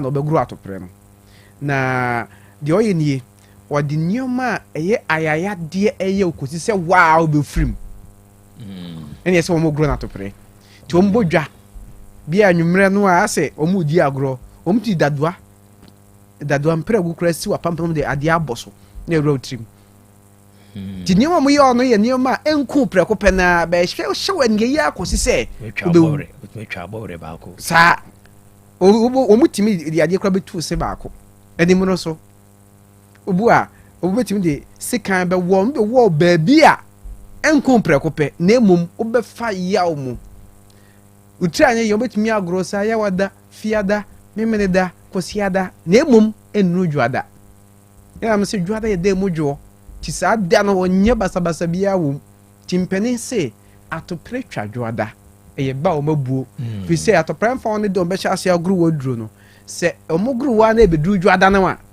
obaje nkwa na firi sempre kope eduo na unwu ya obaje nkwa na firi sempre na se etwa to mane nwura edwo denim na ebinya ba ba kirekire memenda kosi ada dwada ya wada ne nye na ye budi tu se edin no so ho ti o se so ye bone na treason bone ese wu a na ogro sa atopere no tie kasemu no ebra abrantie bi eye bibi osusu ade na oye no edne nkwa be kwa asane mu betimi ama wo free atias for asase so ana betimi asɛ na abraba se abrantie de nkwa gro atopre sa abrantie prekope no ato nsa no mtenten mu so ana wato no boni no mtenten mu ya se abrantie de wo ye de wo de won nkwa gro atopre ofri na no mpefe se ade na wo ye no wa obeje won nkwa afri wonsem ana de obekɔ ya obi mu a wanhwe ya obefri atias for asase so se na nanam so wote wono ma de obi hunu gina wakra won hunu ti ababa ne kɔ no abira ne ka kire do se hwɛ baabi a wokoi hwɛ yie na wokɔ se ne besie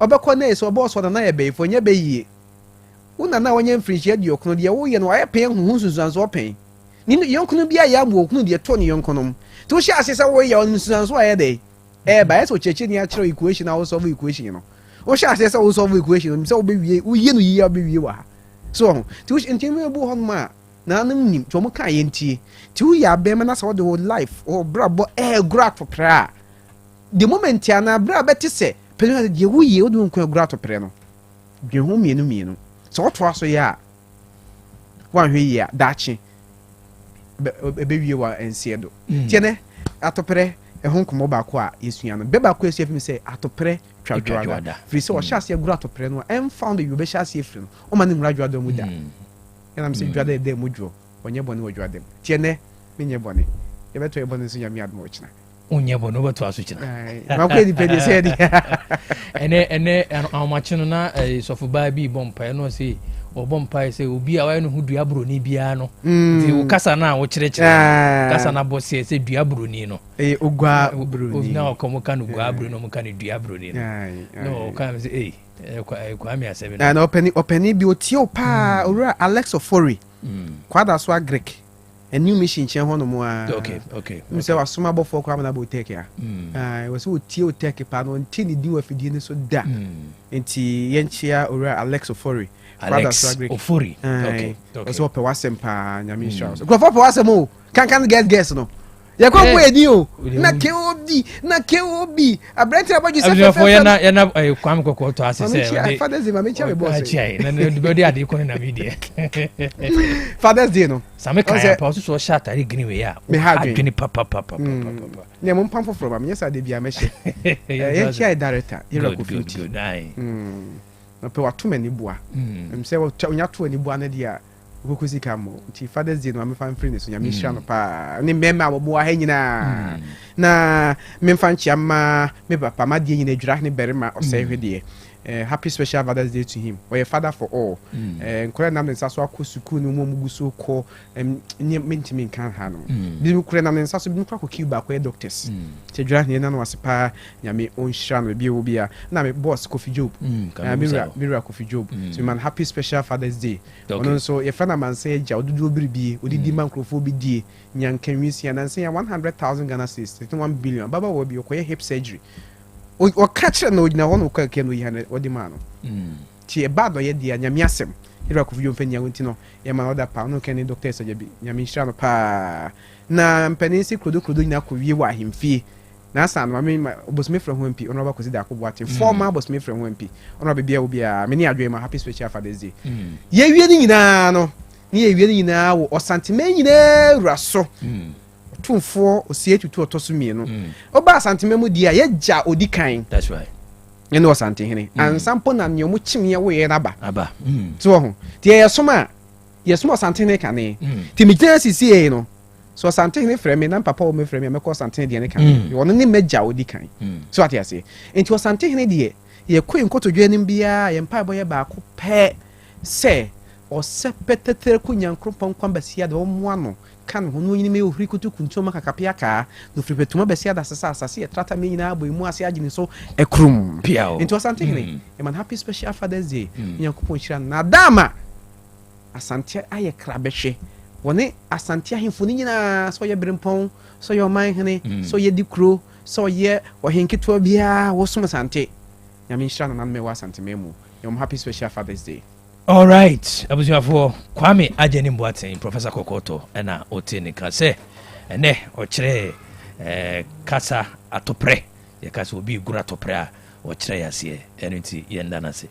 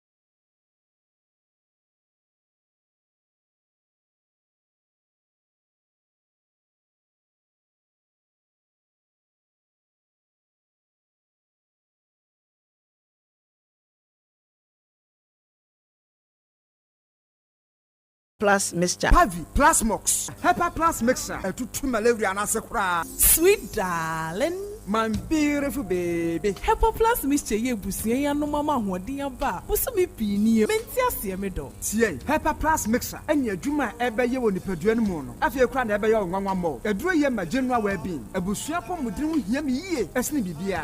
Enti me ma no mpa fie ha. She, we Hepa Plus husband. Ye de wa Hepa Plus husband. And ye also we Hepa Plus wife. Na abwa no. Hepa Plus Mixture. Ma je duro di pa. Pavi Plus Mox. Ena Hepa Plus nyina. Apemfo abato mo manufo. Enu kwada woni mfie du mienu nka ho. Our pharmacist na Herbal Shop. Etufo mfre 0542 778 572 ana 0549 297-463. Hepa Plus Mixer. Mapo budra mapa. MDRG edwede nkra so ya. Chalice smart food.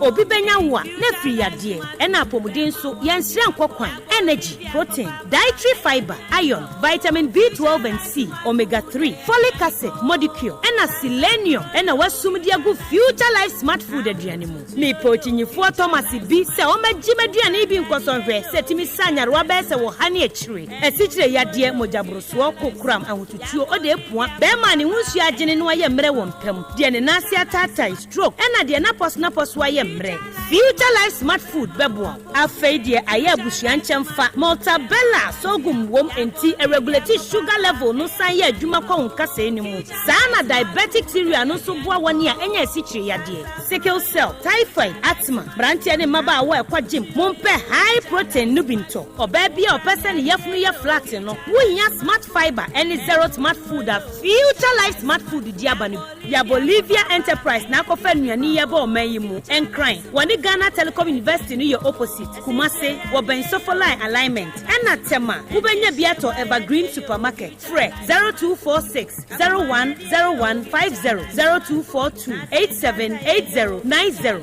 Future Life Smart Food. About that chehuban. Order 4. Utwitwi osia eya moja fi wanu mo ba na onum nsu a enwuna wo se ekikimi ana ahyemese eya na niam bi hyehyehye sentem fifi ho se bi hyehyehye ho eya na enka efi wanu mo ba tu ka so bi ho na otwitwi ni ti kɔ na chi ana wo se bi abu ana etu ya pese wusi na pese wusi gold silver ana mpo o pese the braces egu se so ana se wo de ne ye wo faase a wo pese yiyi efi ho de ma by Grace Dental Services ewo ho de ma wo eti fa wonum ho nyina bra by Grace Dental Services by Grace ewo Kumase Breman DVL ne nchen pe ose kwadwo area wa bibia ni amenkasa 0244 97 68 05 0244 97 68 05. Yedamasi. If you have 250 Ghana cedis right now, it can do wonders for you. Chairman, Fabeji, it could turn your tears into joy in the Access Bank Fakitwabeji Kesiye promo. Madam, Fabeji, it could get you up to 50,000 Ghana cedis cash prize. Business owner, Fabeji, as a student, make transactions with your Access Bank card, and that could get you Spotify and Netflix subscriptions, PS5, iPhone 16 Pro Max, and more. This be out of class senso. Fabeji, you see what 250 Ghana cedis can do for you? And Gasakra. Fabeji, it's the Access Bank Fakitwabeji Kesiye promo.